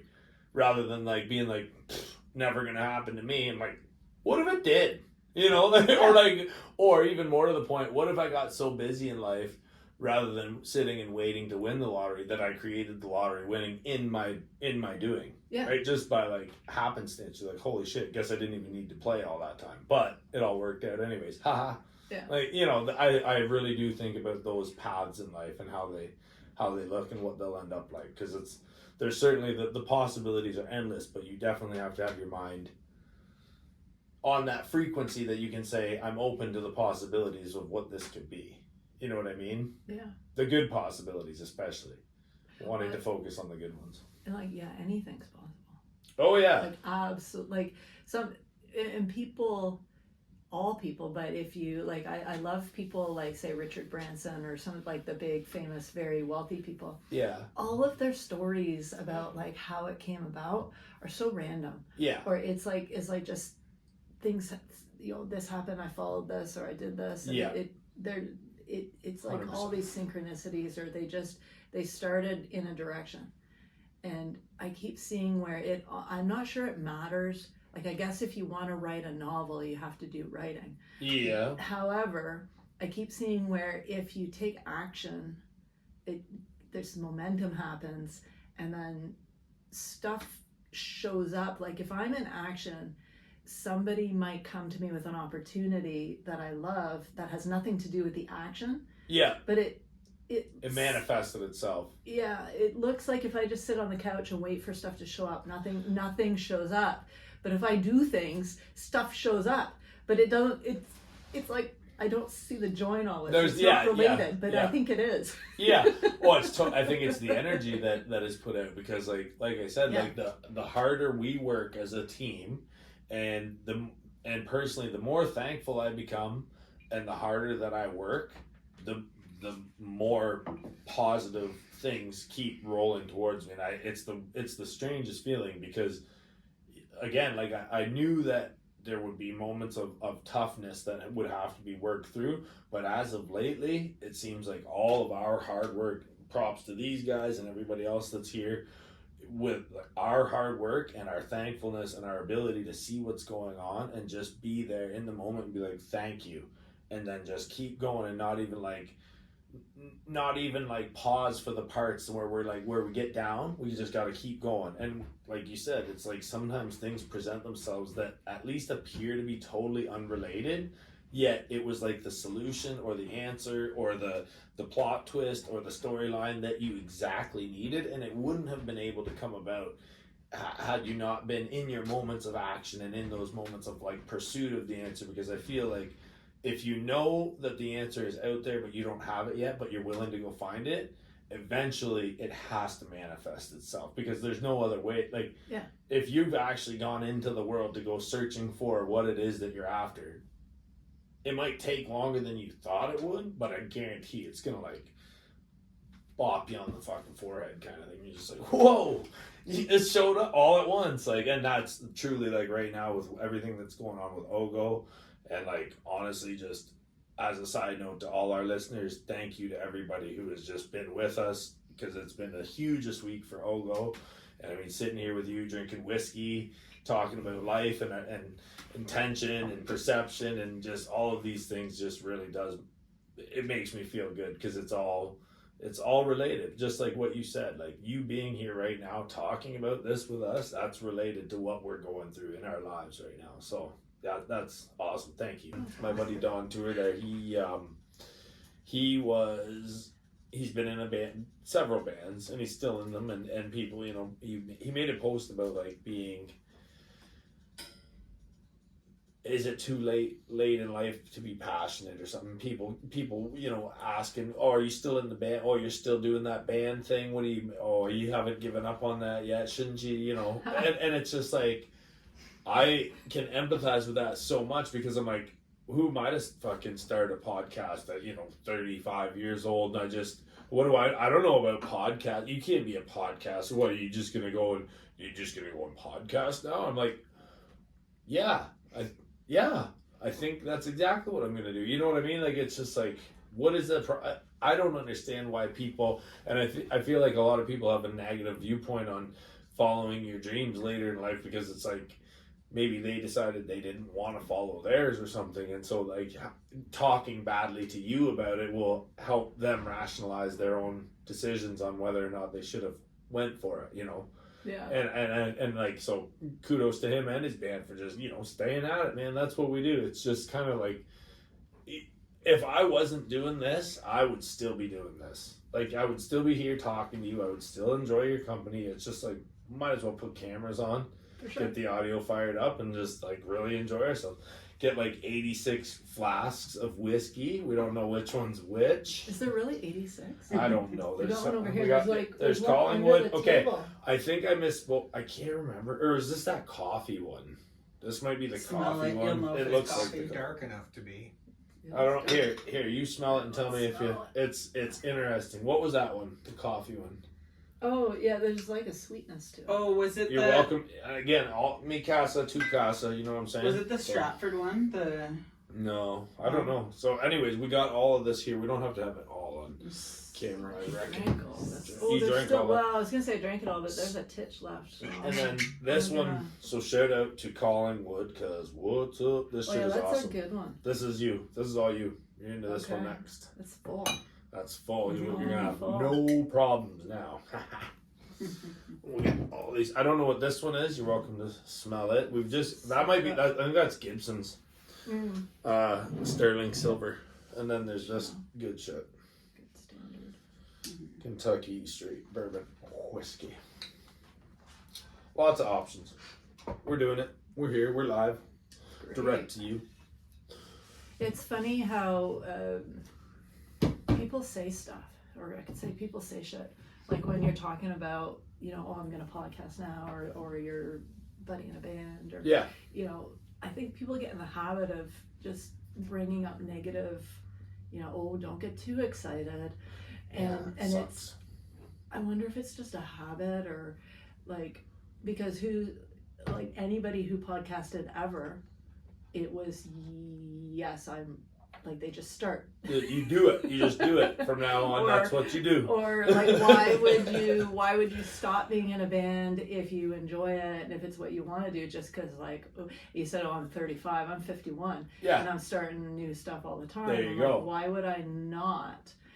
Well, the old saying, like, move it or lose it. I mean, For that's sure. that's still true, right? So I'm just like, I often like, how lucky am I to be here of able body and able mind? That's Yeah. not a given, No. right? Like, you better get after it. So like, that's why I can do it right now. I mean, we built the studio, we got the microphones, we did the thing. It's just a matter of how much desire you want to put into it, and also how complicated you want it to be. Like, this is, you know what I mean? We're sitting here, it's not overcomplicated. We just did the bare minimum of what I would assume a podcast should do, and we made a set, and and the rest is kind of history at this point. And I don't even know how many episodes we're in now, but I can honestly say, every time we film one or we do something with with our online audience, whatever it is, whether it's YouTube or podcast or something, I love it. I'm just like, I feel like this is maybe where I'm supposed to be, and I can't help but wonder if all of those years leading up to this, they were, maybe for me at least, uncomfortable in the sense that, like, I just knew, like you said, you go far enough down the trail of life, you start to realize it was almost like it was a science all along. You were leading yourself to a point that you didn't even understand you were going to get to. If somebody 15 years ago had said, yeah, in 15 years you can expect to be sitting at your fucking Dorothy Washburn's harvest table, not worrying about whiskey rings, sipping, talking with the lovely Sara, having some good chats about life and everything else, I would have said, what kind of fictional story is this? I'm not gonna be doing that. Like, but yet here we are, you know, and so I'm very receptive to the path of life being open-ended and kind of like beyond my wildest comprehension. You know what I mean? Oh yeah, I love the idea. Like, I was gonna say the idea, but the reality that we don't know what's gonna happen. No. Like, I think I know what's gonna happen like tomorrow or even in the next hour, but I really don't know. And like stuff shows up, and like you said, if somebody 10 years ago had said to me, I'd be sitting here, you're like, what are you talking? Who the fuck is Andrew Heckman? Or longer ago, like even like you're talking to some guy who has a grow system and hey man, no, that's how it goes though. Like, what? None of it makes any sense, right? When you think about the big chain, or it's not even a chain, it's like a web, right? Like it's not any one thing linked to another thing directly. It's all things linked to each other, right? Like the fact that I had to shut down my car. This is how you and I ended up meeting. I shut down my carpentry company to pursue a cannabis career, which leads me to dating a woman that I met while at that career. I go through a bunch of different hurdles in the cannabis industry, all while continuing to date her. I end up firing back up my carpentry company out of sheer necessity and a spot to work after meeting one of my future co-owners of my future company at a job that I had to take in between, right? Like there was so many fucking interconnected, interwoven steps that looking back, you're like, oh yeah, that was how it was gonna have to be to get here right now. But sitting there in that moment, I was ready to fucking jump off some bridges. I was at the end of my wit's end for a lot of things. And all the while, I was on the path to a podcast with you. And you know what I mean? Like, so this is, it's funny how the chain of reality is like high, low, good, bad, sideways. Who's that? Who did I just meet? What are we doing? Like, now we're starting a company. Now we're building a studio. It gets wild. And so that's how you and I came to this podcast today. And to just think of all of those steps that it took to get here, it's just kind of fascinating. And then on your side of things, you know what I mean? Who knows when did you meet Allie? But like that, and then of course once we both had met Allie, then the race was on. Well, she had the impetus, like something in her mind went, hey, ask her to be on the podcast. This would be great. Absolutely. Oh, I'd love to hear this in a conversation. Yeah. And so but even she kind of just showed up in my life, and there you go, through the chiropractic business. But like so all the steps that led me to there, but then all the steps that led her to me. Yep. Yeah. Oh yeah. Like. Yeah, it's a big web, right? And it's kind of funny how it all works together, but you could never. It was all there, and it's all there, right? You've lived in town for how many years? 26 years. 26 years. So you lived at that house when I biked by your house, correct? Mm-hmm. When I was in public school? There you go. You know, like, that's just it. Those are the types of, you were right there for 26 years of my life, or, you know, however, I guess 22, it's been 40, you know, whatever time. Yeah. But that amount of time had to transpire in that location at the same, everybody right there, but we don't talk to each other, we don't know each other yet. And then all of a sudden one day, boom, path gets crossed. Hey, how are you? Fucking, I like the cut of your jib. and like, so it's just funny to watch how life unfurls. And I mean, another blessing too on that note has just been that young fella over there who decided to spectate here. He's been an absolute blessing on my perception of life and reality. Just certain things had to happen in certain ways in order for us to get where we are now. And again, it's one of those things, looking back, you say, yep, it was always going to be like that. Looking forward, you didn't have a hope in hell. Like there was so many nights where I just lay awake like, what's my next move? And you know, but we kept going. Mm-hmm. Here we are. I love that. What you said, what's my next move? It's like that space in which you don't know yet, but it's open-ended. Yeah, and anything's possible. And anything's fucking possible. You might win the lottery. I think in order to win the lottery, you have to be at least open to the perception that it could happen. I don't know. You know? I don't know. Maybe not. I'm sure there's people who've won the lottery that like they were convinced it wouldn't, or because I was like, well, my first thought was, well, you got to buy a ticket, and then I'm like, I don't know, because sometimes my husband buys a ticket and I don't even know, so maybe I don't need to play. Or like one of those fundamental truths, you're like, you don't have to accept the fact that you're gonna win the lottery to win it. Like, I'm never gonna win it. They're like, well, you just fucking did. I don't. Yeah, like oh, shit. I love that there's so much I don't know. Yeah, I mean, we could say one thing, and of course, all the other things yeah. are true. I really like the way Jordan Peterson put it, and I heard him say it in a podcast. It was in a universe of if God can create an infinite universe where there's a never-ending stream of things, information, all things are possible, and anything is possible, there is only one thing that universe lacks. Do you know what that is? It's restraint. Mm.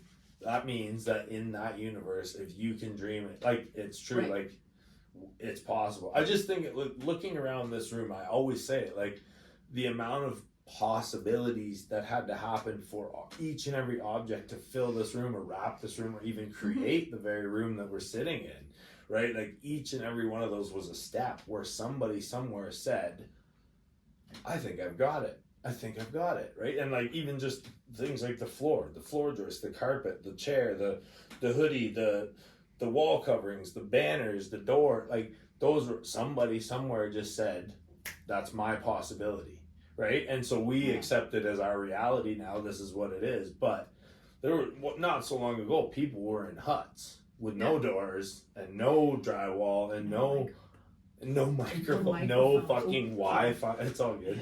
Hey, no whiskeys. Oh my god. Oh, speaking of no whiskey. I got no whiskey.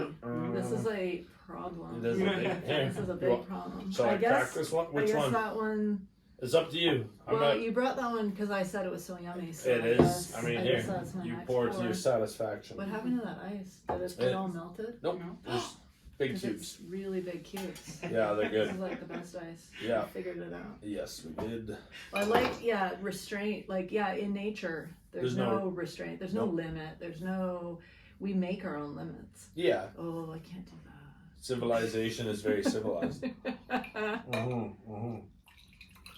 No, I think that's probably why we as humans still have to have such a fascination with nature, right? And we were, like Pete, you and I were just talking off camera about like, get to the lake, right? Getting up to the lake or getting up to the cottage. That's my place. Just getting out by that water. There's something that feels right about, maybe it's the fact that there's a lack of restraint. Maybe that's what it is, because when you're in your house and everything's comfy and you know the parameters and you set the temperature and the windows are shut and everything's good, you know what's going to happen. But one of the biggest things that happened for me that changed my life was working up in Muskoka for these past few summers. And not only that, but working out on an island. And so I had to boat out to that island, and quite a few times it was by myself just because the homeowners were not there to boat me back and forth. And so what I did was I had to get my own boating license, and then from there they allowed me to start using their boat as I needed to get the work done. But I started to like really realize like how hardened off our ancestors were. And like, when you get out in nature, it does not give a flying fuck about you or anything or your problems. It will, if you think it's as bad as it's got, it's like, hold my fucking beer and my bong. I got something for you, boy. And truthfully, there were times when I was like, I don't know if I'm getting off the island. Like, I might just be here for the weekend. For sure. And I had to succumb to the fact that nature's like, I got you. And like, even that, like, just problems that it just kept throwing at me, like things I wouldn't even think. I was just like the boat starting to have ice on the actual motor, right? And I'm like, this is not good. So, I'm consulting the homeowner, like, hey, what do I do in this circumstance? Because it's just like there's the problem after problem after problem, and you're like, oh yeah, this is what our ancestors dealt with. This is what it's like to be not connected to anything in civilization, and just you're out there at the mercy of the elements. And I think we humans really do kind of need that every once in a while, just to, I don't know whether it's to reconnect us or to humble us or to remind us that like our place on this earth is a little bit smaller than we think it is. I don't know what it is, but I know it feels right because like I was out in it and I was challenged by it, and every time I was challenged by it, I had to come up with either my own grit or like bow down. Either way, the answer was right. Like if I was storm stayed, I was storm stayed. What are you gonna do? Die? No. I'm not going out in the boat for no reason just to get home. I'll just stay here. You don't look like you died. No, I didn't die. I most certainly am not dying on the water. I did get a big enough beard that I started to feel like a big old Viking though. And but it was fun. Like what it really was just like it was almost liberating in the sense that like I started to realize I can conquer the elements every once in a while. Every once in a while you also have to listen and just say, I think you got the better of me. But even like getting up to your cottage or sitting by the river smoking your joint, or when the river I love watching a flooding river because it just reminds you of how quickly nature can turn on its own self and on you and everything, right? It doesn't give a fuck. Yeah. So it's like a good reconnect to be like, oh yeah, still here on planet Earth, better watch myself, or I don't know what it is. It's fun. I love it. I love being connected to nature. We got a bush back here. We can hear the coyotes howling all the time. We got a bad coyote problem though. Ontario's coyote problem is getting out of hand. Jax, I need you to Google that shit.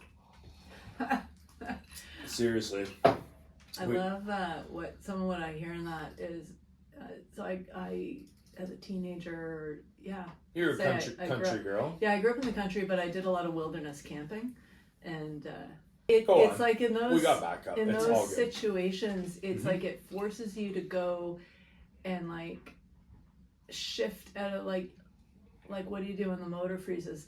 Ideas come to you. You thought, okay, I'm going to call the homeowner. Well, and like you're not still sitting there trying to figure it out. Yeah. So I think it really shows us in times of extremity, it shows us that we have resources. Yeah. We have resilience. Yeah. And we use it. We use that because so often we get all comfortable, like you talked about, and we don't actually think that we can do hard things. Right. We don't think that we can survive, but we can.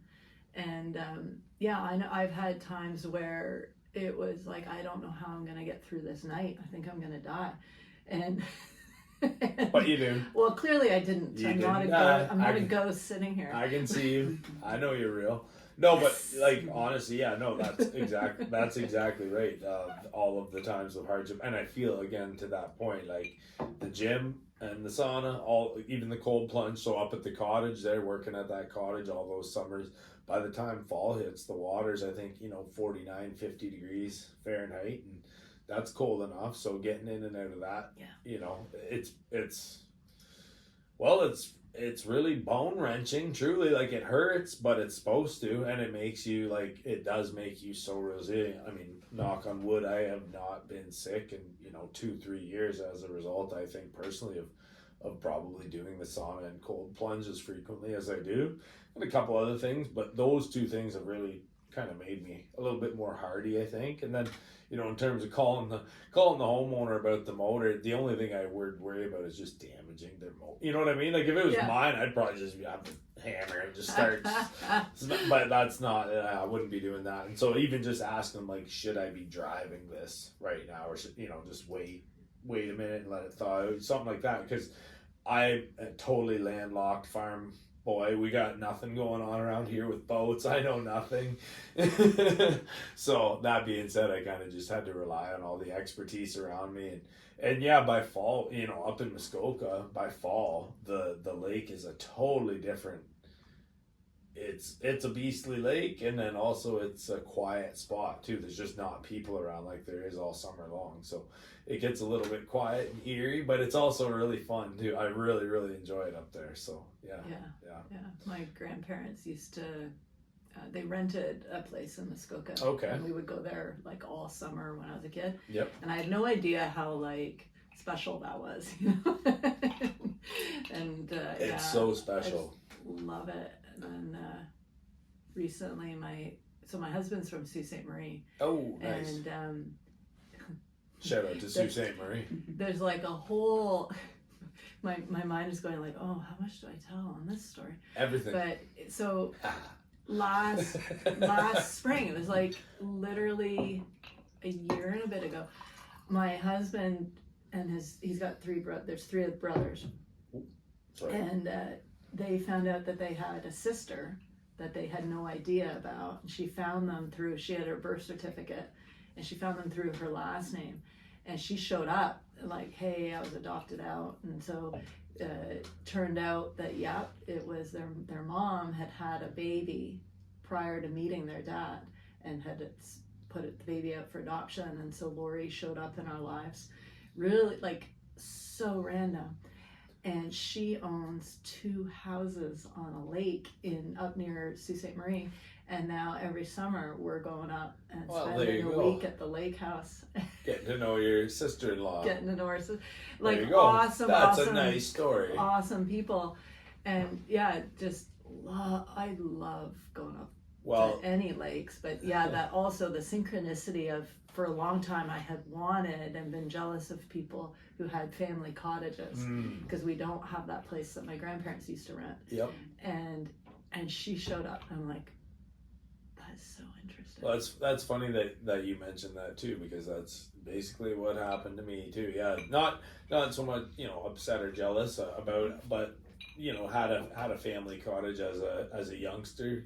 My papa was very very wise with his investments and his money, so he did well, and he had a lot of land up at Miller Lake there, on the way up to Tobermory. So beautiful spot up there, and through happenstance that cottage is not with us anymore. But that being said, like that, I know exactly what you mean about like the childhood memories spent and how special they really are, and you don't really realize it until a few years down the road, and you kind of look back and you're like, oh shit, that was a blessing that I kind of just assumed everybody had. And boy, was I wrong. like not only did they not have it, but like that was like a really truly like special kind of event there to be part of. And not only that, but like year after year with access to it, as if there was like it was a never ending supply of cottage. And then like to get to this age now and have him have him not that's okay. Have him not able to maybe go to a cottage the way I did. That kind of did chew me up, because I wanted to give him the same sort of experiences that I've been able to have. So it was just very happenstance that I met the homeowners when I did, and we ended up heading up to the cottage, and he actually ended up learning to water ski as a result of it, and a lot of fun summer memories. And it is very happenstance how the universe tends to like end up providing you with something, maybe in a roundabout way or in a way that you didn't expect. But if you're there and open to appreciate it, you can certainly see that like you're like, oh, it's maybe not what I had in mind, but most certainly it was provided to me by means of like things that I don't understand. Because just even the synchronicity of being able to go up to that cottage to renovate, that didn't have to happen. I just met those people at the exact right spot at the exact right time, and from there the rest became history. But it was very lucky in the beginning, right there, right in that moment, and then from there, we got to see him experience some of the same childhood memories that I got to have with my papa and all that stuff. So it's just like kind of fun thinking about that, thinking back on that, because I would love to have my own cottage when the time is right. But I mean, nowadays, that's a pretty big deal. So you don't just go and necessarily get a cottage. The more I drop that I need to know how something's going to come about, like if I think I know how it has to be, I find things don't happen. But if I drop all that, if I don't put any how on something, I find things show up. Like I would have never ever imagined like, okay, I really want my husband to have a long lost sister who is born out of wedlock because his mother was a big fat blah blah blah who slept, like she slept around apparently. We didn't know this, but it turns out that she went with the guys. And she slept around, doesn't know who the dad was. And like how would I make that shit up? And that's going to be how we have a family cottage, which we literally do now. And my son, who's 18, I wanted my kids to have that experience as well. Yeah. So, last summer we were like fishing, and turns out my son loves fishing. And he didn't know that before that? Well, he'd never really had the opportunity, like maybe excellent. A little bit once, but we'd never really been fishing. Yep. And it's something I did a lot growing up. Okay. Water skiing, all sorts of nice. Like any water stuff we've done a lot of. Yep. And like I could not have dreamt that into being. No, that storyline in particular. Oh no, like that, how it came about. Well, how would I? No. They always say the truth is stranger than fiction. Oh, for sure. And I mean, the longer I live, the more I realize that to be true. And also, just like on that note, I keep reminding myself too. Planet Earth takes all sorts, and so like for you to tell me that storyline about that, like it took a certain amount of people being a certain amount of ways, kind of in their own unique ways, that made that storyline into this viable thing that you are now participating in. You know what I mean? So it's really like when you're looking at the world from your own point of view, just in the perception of the Sara or the Andrew. You're looking at everybody from the Andrew perspective. You're just like, this is fucking whack. Where are you guys from? You know what I mean?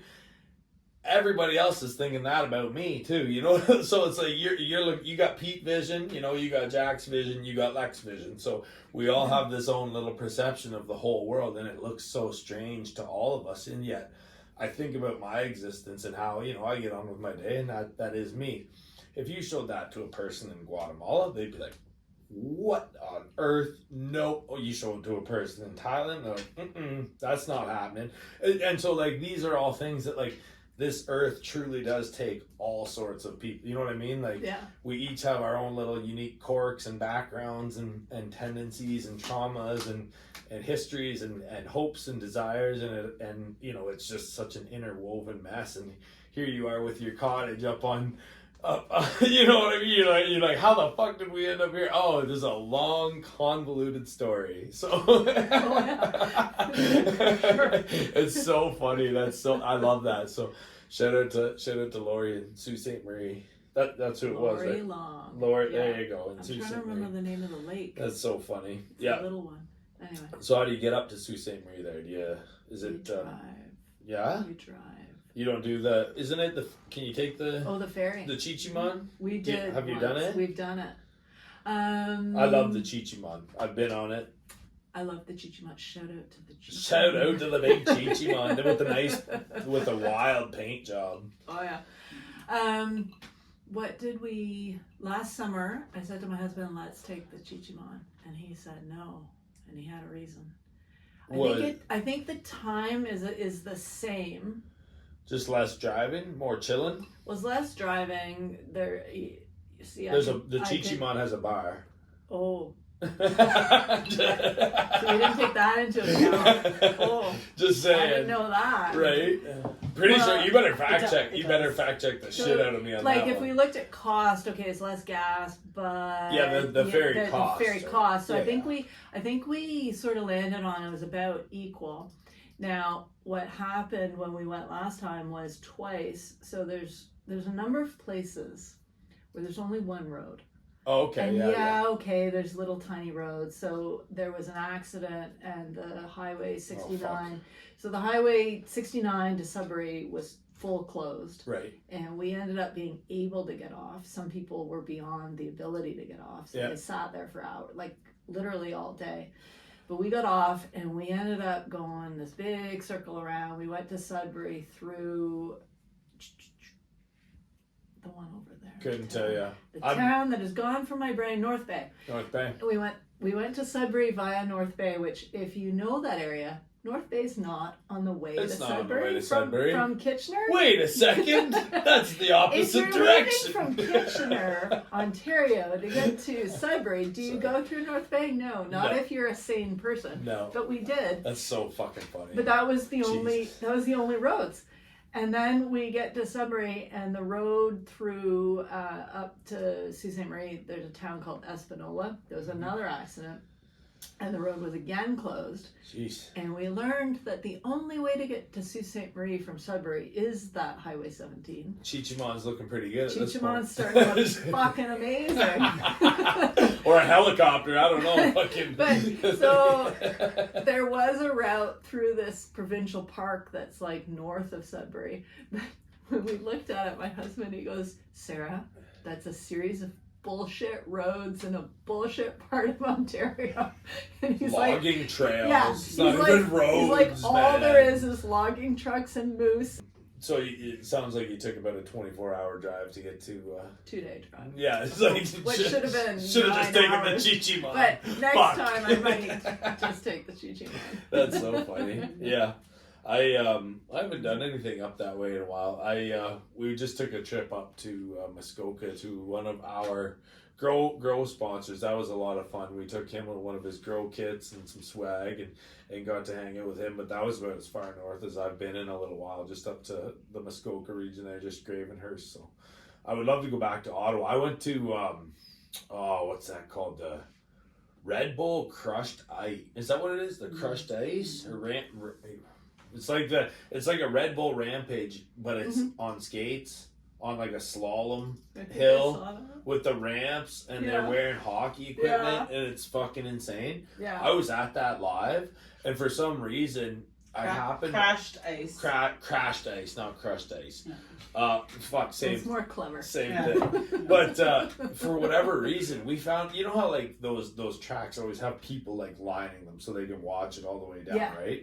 And so the whole shit's just packed all the way down. And that night it happened to be like minus 30 up in Ottawa. So we're hanging out. It's all cold. It's very, very cold. I think my cousin was there. I can't remember. But we happened upon just this huge straightaway, and there was it was like a pretty cool spot on the track, but nobody was there. I don't know why no other spectators had found this or whatever, but like I had my phone, like the guy almost clipped it with his head. I got a real cool shot. It was so much fun. But yeah, that was I think that was the last time I was up in Ottawa too, and I love seeing those extreme sports things like that, but I'm also not a huge fan of minus 30. So I don't know. Are you a winter person or a summer person or? I grew up outside of Ottawa. Oh, did you? Yeah, Manotick, Ontario. Manotick, Ontario. Okay. On the Rideau River. Okay, My very parents cool. still live there. So, did you skate on the Rideau River? Yep. Skied, cross-country skiing on the river. Cool. Yeah, so I know the cold. I like... What's your preference? Minus 30 is a lot. Yeah, I mean, Yeah. minus 30 is minus 30 no matter where the Yeah. fuck you are. So, like, I love the sauna and cold plunge, like you're talking about. And so the cold, like, it strengthens you. Oh, yeah. And so, but I mean, I like all of it. I love the summer with the hot, and I guess the 40 Celsius plus and 40 Celsius minus. Neither of those are great.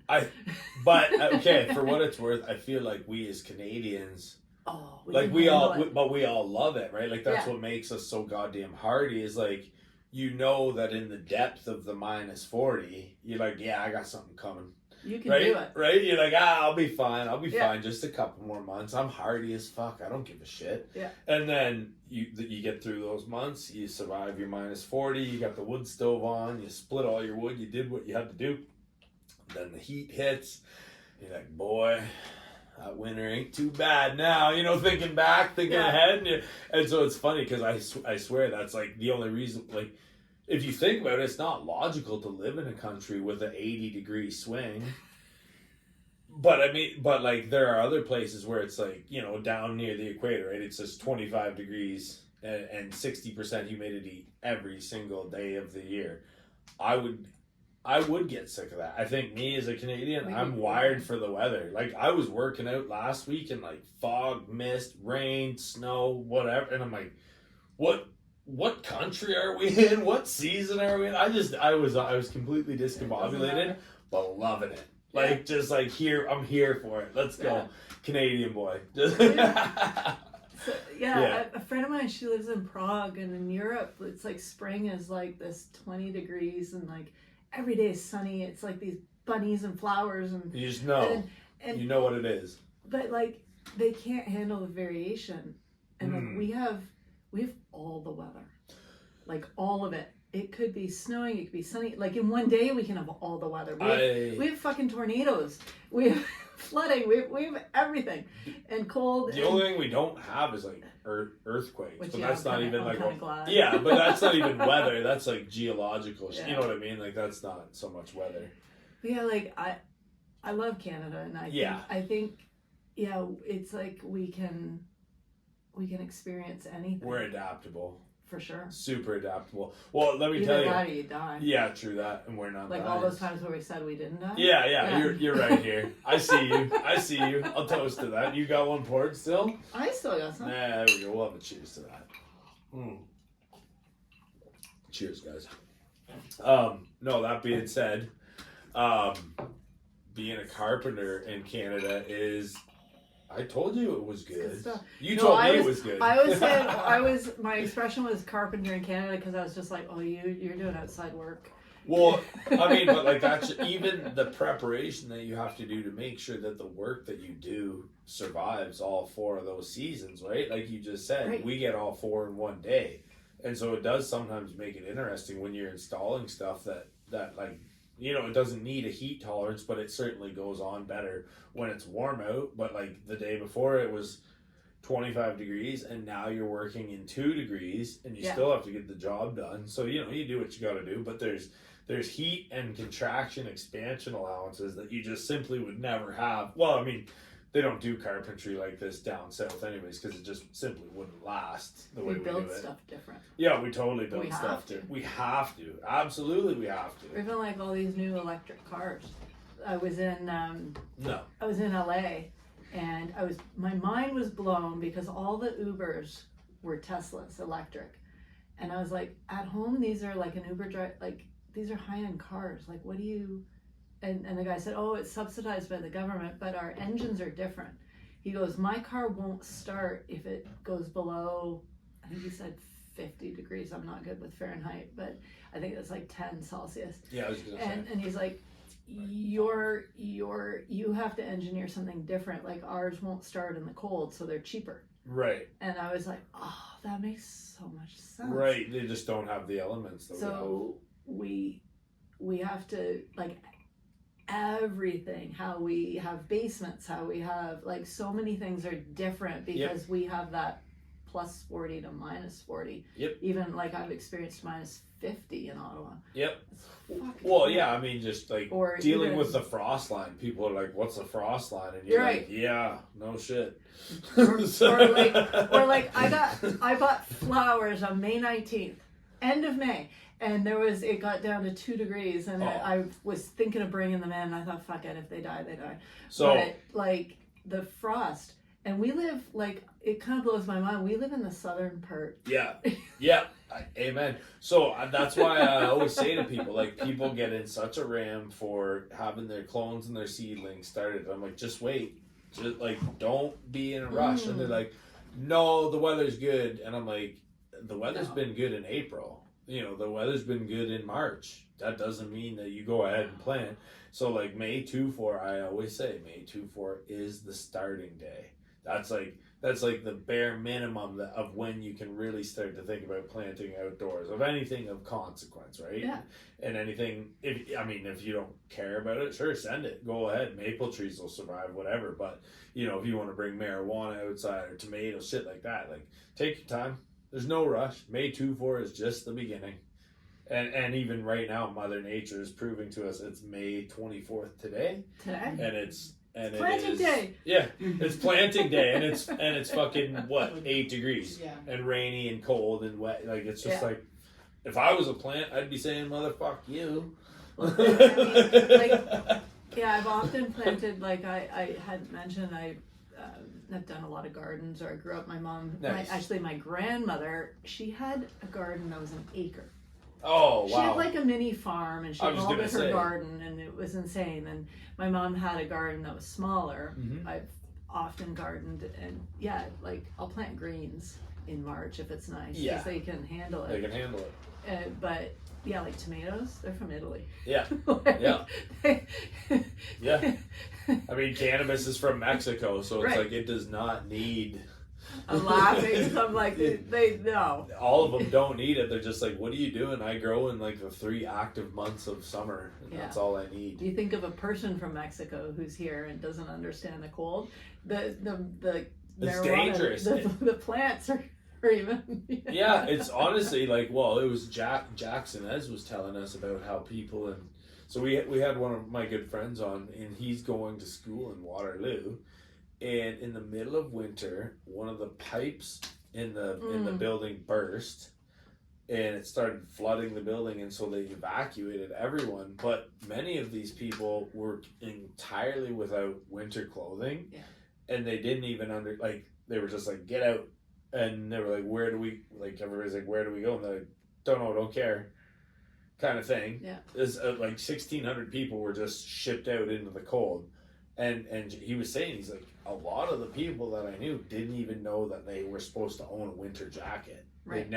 They just had never seen winter, experienced winter, whatever. And I'm like, well, I mean, the internet is a thing too, so you can definitely Google where you're going and see if you should bring extra requirements. But also, it is kind of crude and rude to just, get out and what's the plan? We don't have one for you. Okay, like that's dangerous because the cold weather is actually, it's not just cold weather. It's like you can die. Mm-hmm. You can die pretty quickly. He had a little close call this winter. Just kind of went out and didn't think much of it, and there was enough snow that it was a challenge to get back home. So, but we made it. He's there. He's real. Yeah. He's whole. He's a real person. He's a real person. And Yeah. you'll never forget that either. Yes, you won't, will ya? That was wild. Yeah. My son had a similar experience. He was out he was playing hockey at a outdoor rink with some friends. Yeah. And he was wearing, playing the hockey, he was wearing a t-shirt. It was hot. And I guess it had never occurred to me to really explain to him about cold. Yep. And after he got home, he had hypothermia. Oh yeah. And it was mostly because he stopped playing the hockey, and him and his friends went and walked around for a long time. And it didn't occur to him, he didn't know about sweat and cooling down, and you got to layer up. And well, hypothermia is difficult to detect in yourself because you get your mind goes off. Like fucking you right, can't it make does. good decisions. You make terrible decisions. And I'm good. I got this. He gets home and he says to me, "Mommy, I just wanted to lay down in the snowbank and go to sleep. I was so tired." And he was so cold. I was like, "Fucking hell!" And anyway, we got him in the shower, and it was painful warming up again. But I was sort of easy to go into the guilt, but I was like, why did I not, it never occurred to me to like explain to him, and it was weird. I was like, fair enough. I never told him. And I was like, did I think he'd learn it in school? Probably not. Like I don't like the school system, similar to you. Well, I mean, it's not that I don't like. I think the school system is very valuable. They teach certain things. They should teach far more about real life. We talked about this. We talked about There's this. stuff you need to know.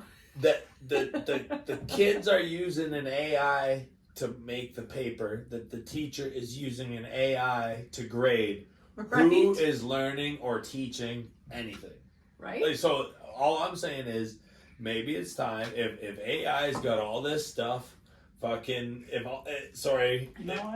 I don't disagree. If AI's got all of this stuff under wraps now, maybe we as a society need to look at each other and say, we got to teach these kids how to thread a fucking needle. We got to teach these kids CPR. We got to teach these kids how to balance a checkbook. We got to teach these kids self-defense. Cooking. How to grow stuff. Cooking, camping, firewood split, just like real life How to action. make a fire. How to raise animals safely. How to maintain a fucking household. I don't know anything but AI, marking AI. Like, it's just like, and then, Sure. but like, so again, to that point, what you just said though about like, he just went out and again, he's an adventurous young man. And I think back to myself at say 14 years old, my dad could have told me everything and I probably wouldn't have fucking listened anyway. So I maybe had all the cheat codes given to me from my dad, but I was too, a little bit rambunctious and wanting to get out there to listen. And I think that was kind of what happened this this winter, because again, I'm not expecting him to just know things automatically, but I certainly thought, well, if you're going out on a snowmobile, you're going to want warm socks, you're going to want warm boots, proper snow pants, good gloves, and a good coat, and probably maybe some sort of neck protection as well as your helmet. I don't know how many of those things didn't happen, but I was missing good boots.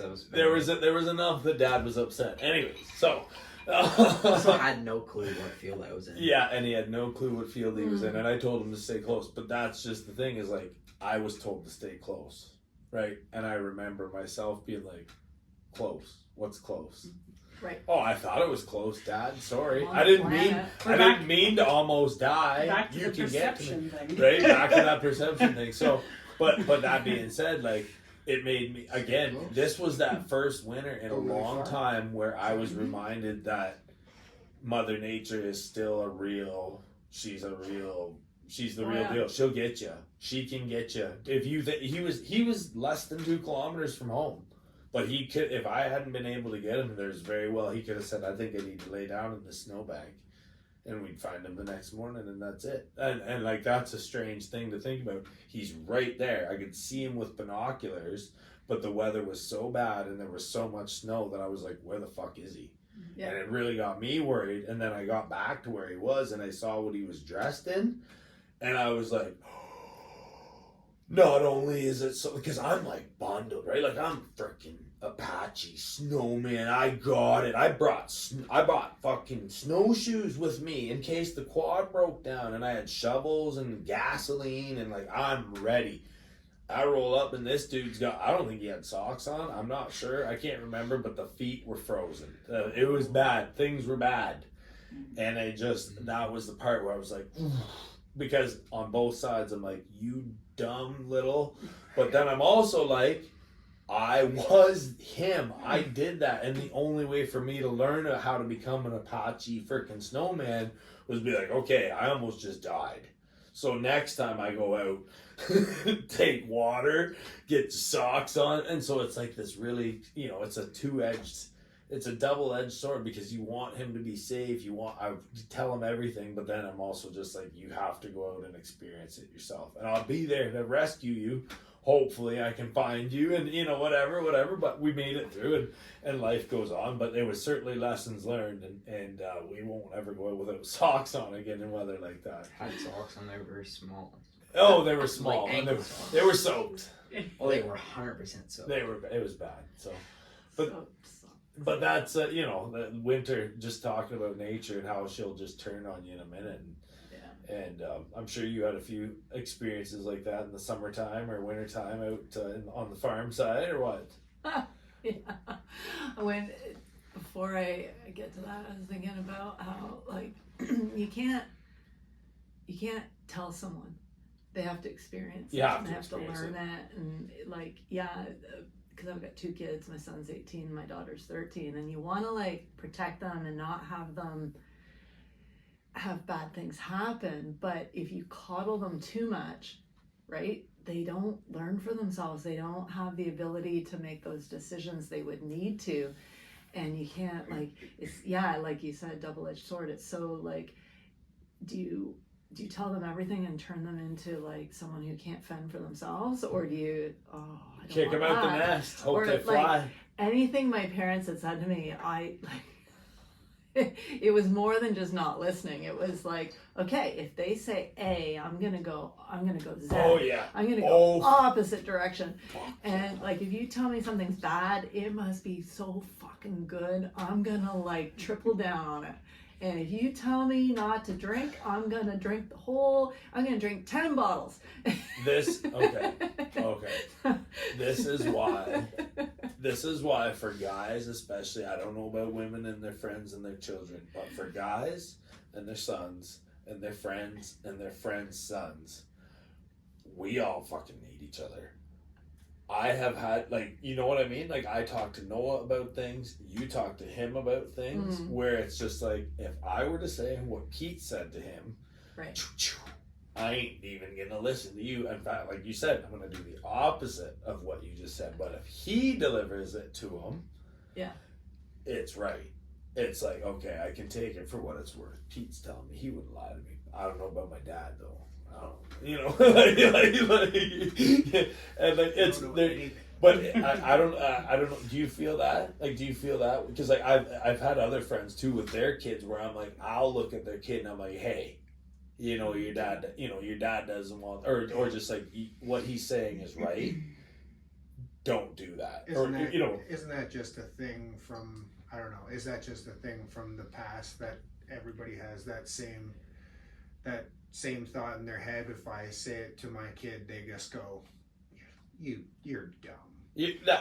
I don't know. I think that's what it is. It's just, isn't that what right? We're told that, and we're told that as we grow up, right? I'm not going to be like that because I don't want to be like my parents.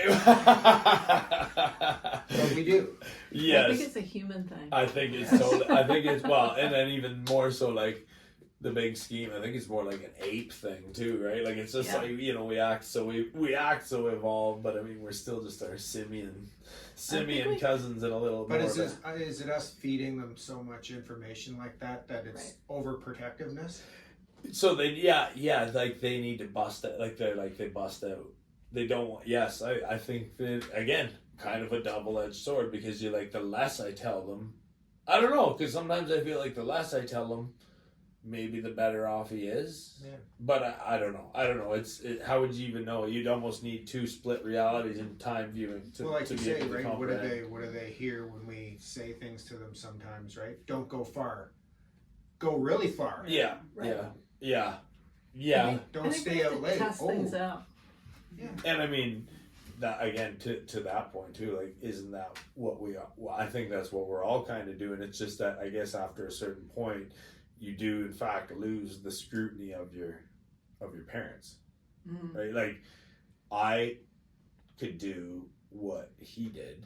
I could fuck off on a snowmobile with no socks on, in the worst weather. Thin socks. Thin small socks. Yeah, be precise. Thank you for clearing that up.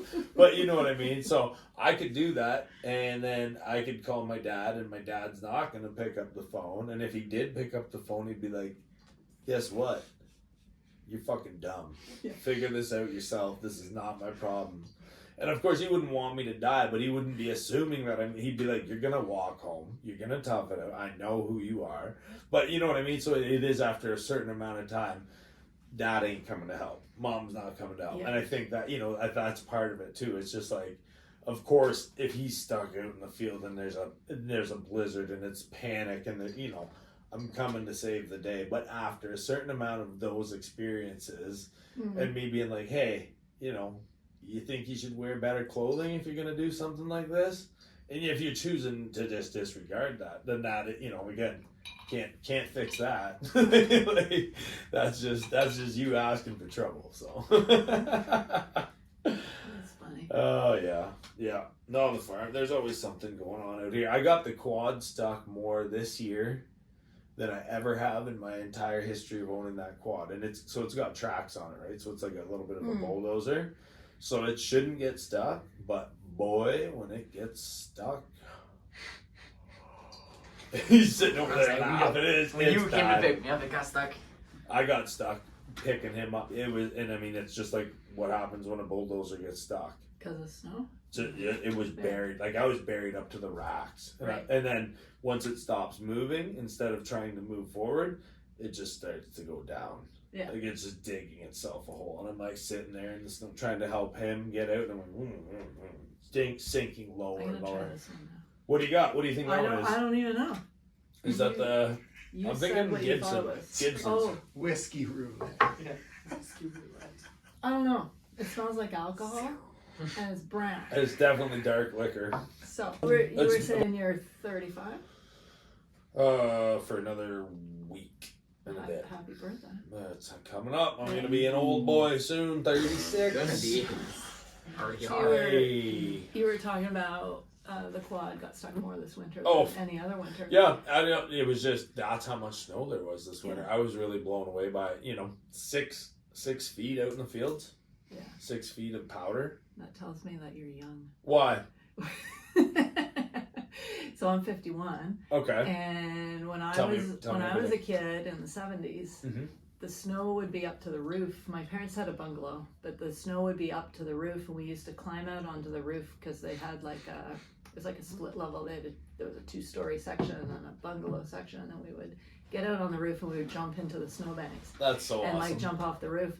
And the snow was so deep, nobody thought that was dangerous. And nowadays you talk about like, oh, I'd jump off the roof. And my dad happens to be a geophysicist, which is kind of like a geologist and a physicist, and he looks at geology and geography, the magnetic field of the earth. But Is it true that it's shifting? yeah, but it shifts all the time. Oh, okay. So the poles used to be swapped, like the South Pole used to be the North Pole, and the poles move all over the place all the time. So when you say it's shifting, it's like, yeah, that's what it does. Okay, no, I thought that it was actually like more so every year, like getting off its axis more and more. But I didn't like. It's just always moving no matter what, or does it just bounce around, or does it have a rotation that it follows? I'm not a sure I know. rookie I'm not sure I geophysicist. know that. That's okay. Ask him. But You I can would text me. know that, like you said, is it off its axis? I'm not sure that it actually has. It's only like our short lifetime where it has an axis. Oh, okay, fair enough. But I know so nothing. my dad was telling me that in Ontario, and especially Eastern Ontario, Ottawa, in the 70s, it's called the Little Ice Age, and we had a lot more snow and cold than ever before. Huh. And so now it's warmer with less snow just because it was hyper more then. Anyway, so when you say this past winter was more towards what I remembered as a kid. Yeah. Not quite as much, but yeah, I'm like, quads get stuck, shit gets stuck. Oh yeah, but I mean, even more to that, like it's more so like the winters that I remember as a kid myself. Like we used to have a pile of. I can remember going down into Fullerton and having those 15, 20-foot snowbanks in those valleys or whatever. That being said, like I never had anything that had the tracks that like my quad was. Getting a snowmobile stuck was kind of par for the course, and I remember doing that frequently just because I sucked at driving snowmobiles and didn't understand what I was really doing, but which has now led me to PTSD while on Sea-Doos. I never stop moving. If I'm on a Sea-Doo, I'm on the throttle 24/7 for fear of it sinking, because I'm just worried that if I let off the throttle, the Sea-Doo's just going to sink, because that's kind of what happens on a snowmobile if the powder's really deep, right? Like, you know what I mean? If you let off at the wrong time, you're fucked. Yeah. So, and that's what happened to him this winter. He was just in some deep ass powder. If he'd known enough to just hammer down and keep going, he probably would have been all right. But at the same time, shit happens, like you just said.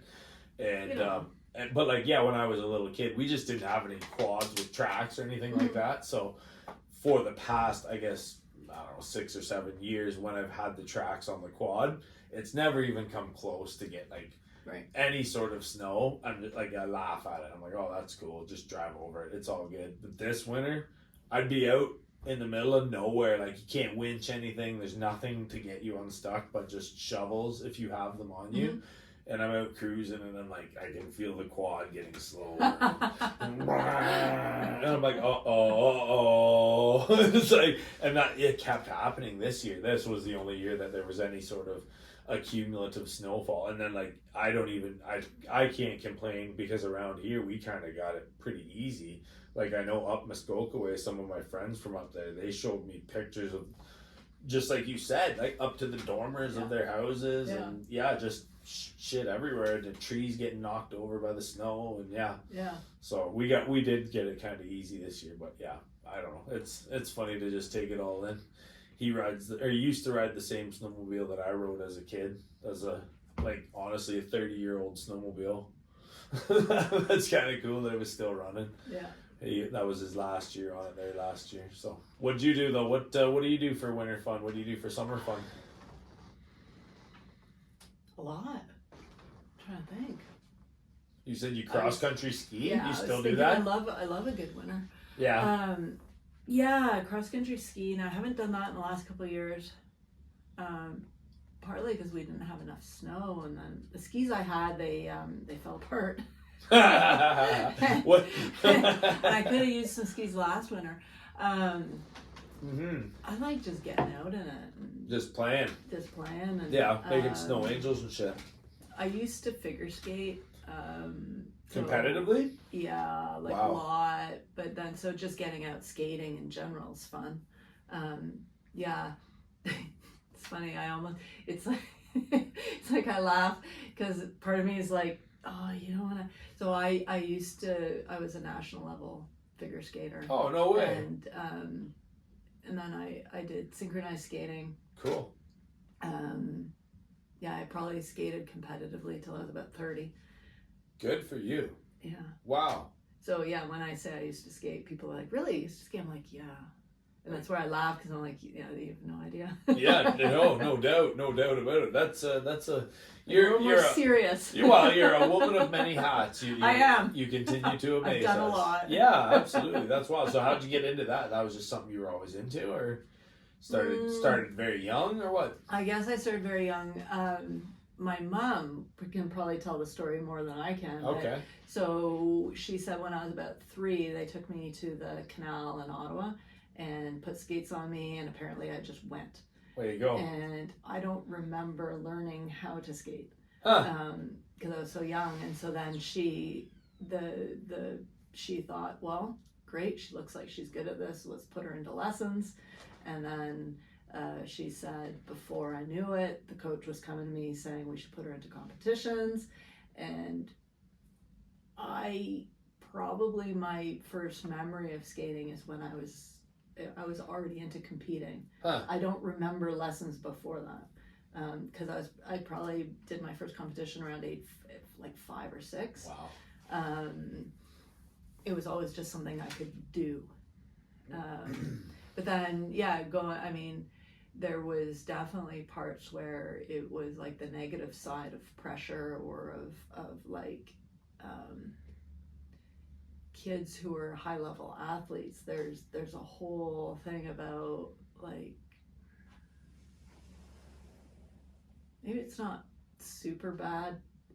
It's like good and bad thing again.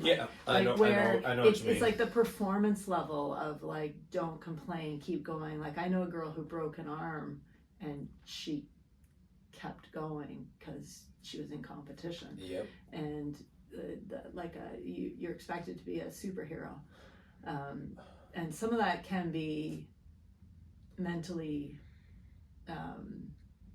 negative, hard. I don't know.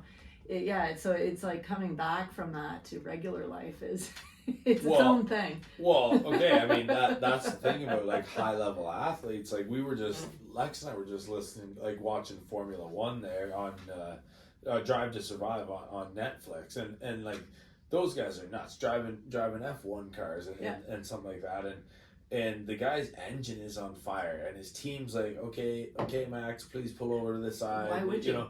And he's like, no, fuck that, I'm gonna win this, or I don't care if the engine's on fire. And it's obviously you're not gonna win it, but you can hear it in his voice, right? That's that high level championship. everything's on fire and I don't even care. All I can think about is winning. Like my arm's broken. I don't care. All I want to do is win. And so again, it's that good and bad thing like we keep talking about, but there's that tenacity in those athletes that's like, it doesn't matter how bad it's going to get. I'm going to win no matter what the circumstances are.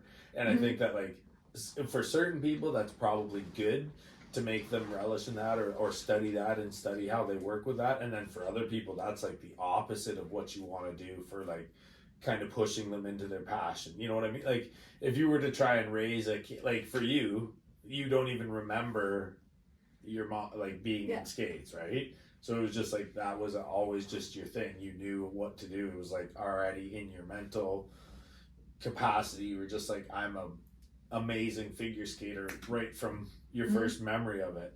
And then like also to try and take somebody who didn't get a start like you and just say, you need to go out onto the river and go. And they're like, it's really cold. It's really cold. It's really cold. I don't know what to do. And they're like, well, no, you're going to be a champion. Go. And they're like, no, I'm not. I don't want to be. But like you had already had, say, 6 years of something, you know, before you maybe even remember experiencing it. So it's like, you know, you were kind of wired to get to that level of success so that, you know, even if maybe you broke your arm, you're like, still going to compete. Or like the person that was with you, like broke their arm. They were such a high level competitor. Like, I don't care. I broke my arm, but I'm still going to compete. Right.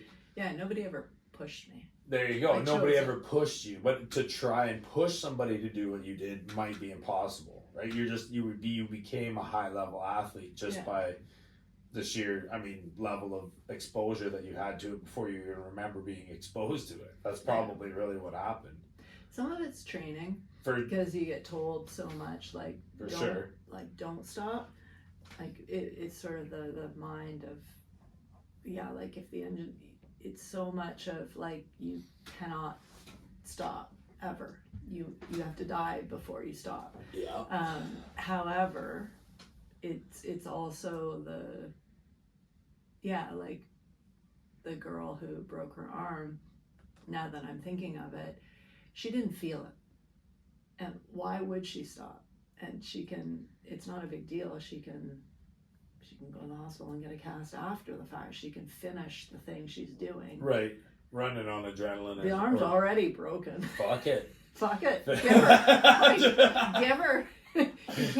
You can't break it anymore. Yeah, well, maybe you could, but is it like what? Not doing what she was doing. What's another cast? What's another surgery? But no, it's true. Like nobody. Yeah, there was parts of my body that I kind of wrecked a bit, but nobody made you do that. Made me do it. No. Yeah, I have had people ask me when I sort of went over all the injuries, or I was like, would you have looking back, would you have not done that, or would you regret it? And all the experiences I had and all the highs and all the places I've competed, and no, I don't regret it. I wouldn't be able to. Those were experiences I would have never. You can't pay to have that. No. Well, like you're talking about like your live life. Like that's the essence of living, right? Like you couldn't make that, like in terms of like a storyline, like you couldn't have made that up in your wildest dreams, right? It just came to you. That was the universe being like, here's your storyline. Or like if I like an 80 millionaire couldn't pay to have that happen. No. Exactly. All the money in the world could not get you to the position that you were in just by the happenstance of you living and training and being who you were, born to the parents you had in the country you were in, you know, at the time of the century that it was. There's a lot of things kind of lined up so that even like when you started thinking about it like that, maybe in essence you were the 80 million winner, right? Because like, if you think about like all the happenstance that had to happen for you to get there, that might be worth far more than 80 million. Yeah. Just thinking like there's a lot of like little genetic lotteries that happened and all, you know, all the little things that went on. Yeah. How many generations of people before you even existed for you to get to be alive, right? Like it's over 40. That's huge. You know, that's a wild thought. One of my biggest memories was because synchronized skating is 30 girls on the ice, and you do like pinwheels and stuff. And in Montreal, the Olympic ice surface. So the Olympics were in Montreal in the 70s. There's this arena where it's this massive arena, and it was filled, like full, no seats were empty.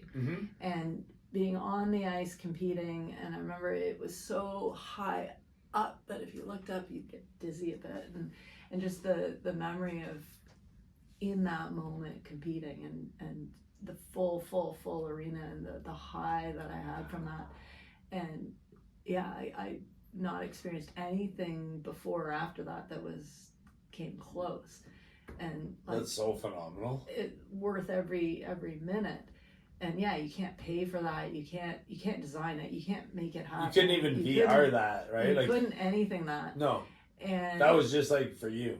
And it's your live lived life, and what happens and what comes about. And I often think about things like that from my own perspective too, just like in the being blessed in the moment that you're in, to like actually be able to sit there and be like, wow, for that to have just happened to me specifically, like almost unbeknownst to anyone else, right? Nobody else got to see it from my viewpoint. I was standing, you got to see you got to see the stadium, you know, you got to feel all the training that went into it too, right? So it's like, I'm always wondering about people's viewpoints, and certainly my own. I do try and sit there and kind of relish in it and be like, am I watching history being made right now? Like, am I sitting in the first person viewpoint of history being made right now? Or, you know, you're standing there out on the ice competing and you can't even see to the end of the crowd. You're like, this is my storyline. Like, I did this. Like, you do, it's almost like you do want a fucking body cam on you at all times just to show, you're like, did this just happen to me? Like, whoa. I don't know. I'm very fascinated in those moments like that. Like, I've had a few of those. I remember we did not find out whether he was going to be a boy or a girl before he was born. That was one of those moments when he was born and we found out he was a boy. I can remember being in I was jumping up and down the halls. All the nurses were laughing and cheering me on. I was just so high. You know, I just won my own little lottery there. That was one of those moments that, again, you couldn't, no matter how much money you had in the world, you could not pay to feel the way that I felt that day. You know what I mean? Yeah. Like, I'd won my own little lottery that day for sure. And just experiencing that in my own first person, you'd never be able to replicate that. You couldn't put it into a VR helmet or anything. You know, it's just cool. It's so cool to think like you were on a world stage like that and just like, so who were any special competitors that you went against, or anybody that comes to mind that you still know does figure skating or anything like that? Do you still do it at all? Lace up ever or what? Well, I skate like in the winter outdoor rinks. I taught my kids how to skate. Cool. There is where I used to do masters. So in any sport, there's like junior, senior. Masters is old people. Okay. And so there's always a masters division. I used to do that. Okay. Figure skating is a very young person sport. Gotcha. You age out really quickly Fair because enough. it's super hard on the body. I feel like a lot of sports are like that though. There's a lot of high level shit like that. Figure skating is Tough. young. I remember when I was a kid watching the Olympics, and they were talking about this one girl from East Germany. She was an elderly skater. She was 21. And so the people who are at the highest levels tend to be like age 14 to 20. Some sports are a little older. That's wild. Yeah. That's how tough dancers as well tend to, like ballerinas, it's so hard on the body. Anyway, I recreationally skate. That's cool. No, I wouldn't expect you to be busting out any triple axles or I don't know. I don't even know any terminology from figure skating. But I mean that is one. Although, so nowadays I do weightlifting, Olympic style weightlifting, with the long bar. There you go. So I saw your setup downstairs. Yep. I was like, oh, that's exciting. We got some weights. Yeah. Yeah. I do I the wish. weightlifting now. I wish I and used them still more. compete in that. Yeah. Switched sports. There you go. Yeah, weightlifting's really good for you. I love weightlifting, just for fun too. I mean, Yeah. I like doing it just for the sake of being ready for wood splitting season. Mm-hmm. We do a lot of that around here, so we Yeah. got to process 60 cords again this year. So that'll be fun. It's That's a always a fair good bit of time. wood. Yeah, we bring we get two trailer. Sorry about that. Ah, We no get two worries. trailerfuls of wood in every year and process it out. So we got a big outdoor wood stove. So it keeps us in shape though. It keeps everybody working together. So Yeah. it's good for our little community out here. So yeah. My best friend, so where I grew up, my our neighbors was my best friend. They heated their whole home with a wood stove. There you go.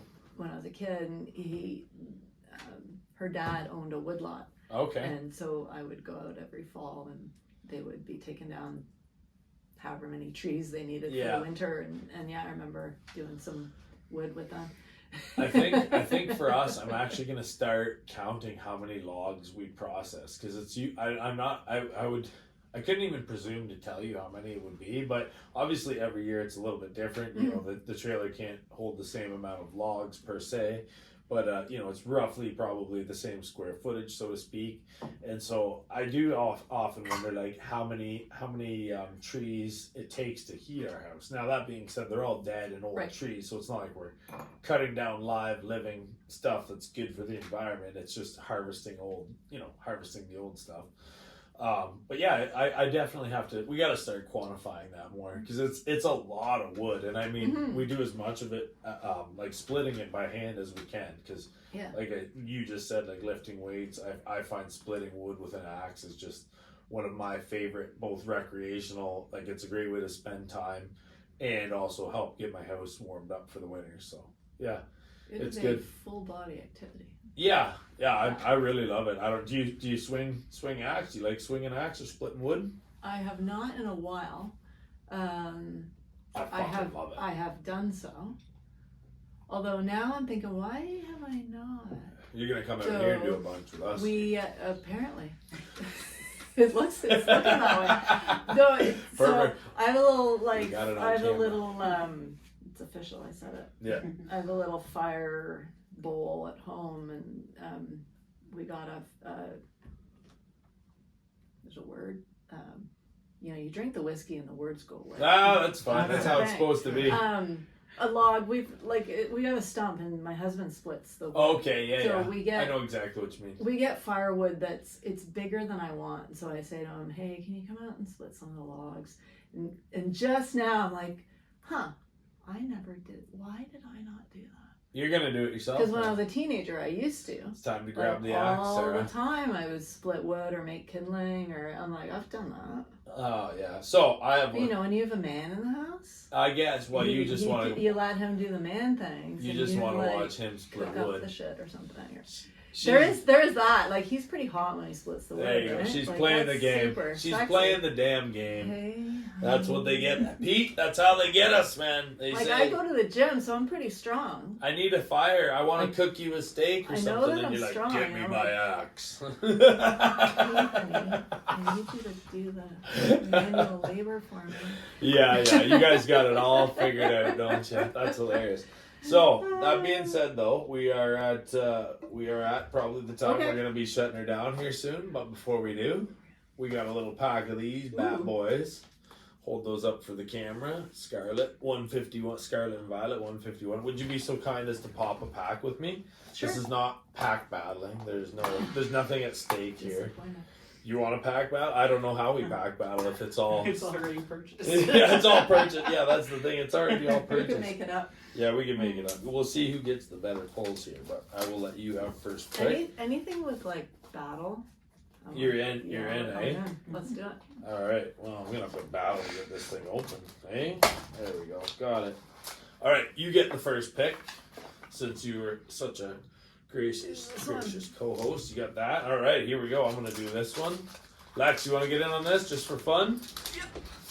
What do you think? Here, I'm picking yours. There you go. 3 there. Here we go. Alright, is it like 1, 2, 3, go? Yeah, you just tear him. Whoever gets into him first. I don't even know. Sometimes he's stuck. Oh, you got it? Okay, I'm failing at getting it. That's okay. And I'm going to Don't flip rip him. the cards. There we go. I'm not even going to look. I don't even like looking. Which camera can see him? Oh, yeah, if you point it this way, you can see it. I don't know That what good? camera to go to either. I can't even lie. Here we go. They're all 151s too. I'll help Here, I you. can- Don't worry, Sarah. Here, do you open it? Here we go. I need a minute. I say you gotta like. The irony. Ah, the irony. Seriously. Who do we got? Is that that's an Arcanine? Okay, all right. Come on now, give me something here. Am I gonna get skunked? Oh, something It's something holographic. shiny. That's a Dode Trio. It's a Okay. grimer. What do we Oh, got? Tro. Hey, Okay. we got 3. We got 3 hollows. Nice. There we go. That'd be the big one, right? Yeah. All right. There we go. Okay. So Very we got cool. Thank you. Psyduck. Thank you for popping packs. Ekans. Have you been having a good time? Oh, yeah. Cubone. Good. This is a good 12 time. picks. I want you to keep coming back here. Would you? I could. Good. Please do. Oh, I got a Squirtle. Hey. No, it's a dope Squirtle. So good. I gotta show you in a second. Full art. Rare art. Okay, here we go. Am I close Last enough? set. Hey, Okay, that one? that is dope. That's a good pull. Here we go. Here we go. It's coming through. Let's go. Oh, keep going. Keep going. See, I secretly looked at them. Did you? Yeah, there's a shiny one in there. Oh. It looked like it was maybe. There's really good. okay. That's dope. That's a nice pull right Psyduck. there. Yeah, Hey, that's the shiny one, you got right? Gold Duck And and good? Psyduck in the same. Man. Hey, Ooh. oh, there we go. Was that a Zapdos? You got some shit. You got some shit. There you go. Cool. We'll bring those. Here, I'll bring those right up to the Yeah. camera. Let's see what we got. Was that a Zapdos? Is that This what is I saw? Zapdos. Basic. Zapdos EX. Wow, good for you, Miss Did Sarah. I win? You win. You won the battle. You won the pack battle. Oh. Real talk. Yeah, If that had been a pack battle, you would have won. Oh, except it was. It totally was. I was battling. I You were don't know battling what the whole fuck time. you were doing. I was not battling, obviously. doing? That's the second time I've lost the battle. Battling just to Although- get the pack open. That's pretty cool. I got some good ones too, though. We all got good pulls. Mhm. Right on you. You can show them to a camera individually if you want. There's your We scroll did. back. They did all come through on their own. Oh, okay, it's all good. Whatever. Cool. All right. Well, Awesome. we covered a lot of ground We- today, didn't we? We really did. And we drank a lot of whiskey. We did. We had an excellent conversation. So, We did. before we get off of this conversation, you tell everybody how they should find you, Mm. where they ought to find you, where we're looking. What do you want to do? How are we doing this? Talk to me. There's a few places to find me. Tell us all. So I'm on Instagram, Sarah Joy O'Neill. Sarah Joy O'Neill. I guess All it's right. At Sarah Joy O'Neill. Yep. If I'm being Being techie. techie. Yep. LiveYourAliveLife.com. LiveYourAliveLife.com. We'll put that in the bio with your Instagram hook. There's also DrSarahO'Neill.com. DrSarahO'Neill.com will be in the bio. And You're a busy woman, aren't my you? other business that we did not talk about at all, glass jewelry, Turtle Whale Designs. Hey. And that's on Facebook. Okay, Turtle Whale Designs. I'm Yeah. saying it right. Okay, perfect. And Yeah. that's on Facebook. We will add that to the bio as well. Now, I want to get some of that. That sounds cool. I like glass. I love glass. As you know, I love hitting bongs. So I'm all about that glassware. So Glass is cool. glass is very cool. But that being said, we can leave that one for the next That's combo. a whole other combo. That's a whole other episode. Thank you so much for Thank joining you. us today. Growing Pains with Andrew Heckman is happy to host you, and we will most certainly have you back. That was excellent. So, one more cheers. You got a little bit in your glass, I yeah? do. All right, We one can more cheers it cheers to everybody watching. Thank you. Cheers, everybody. Thanks for all your help today, guys. Yeah. Mm. Alright, camera's on. Peace.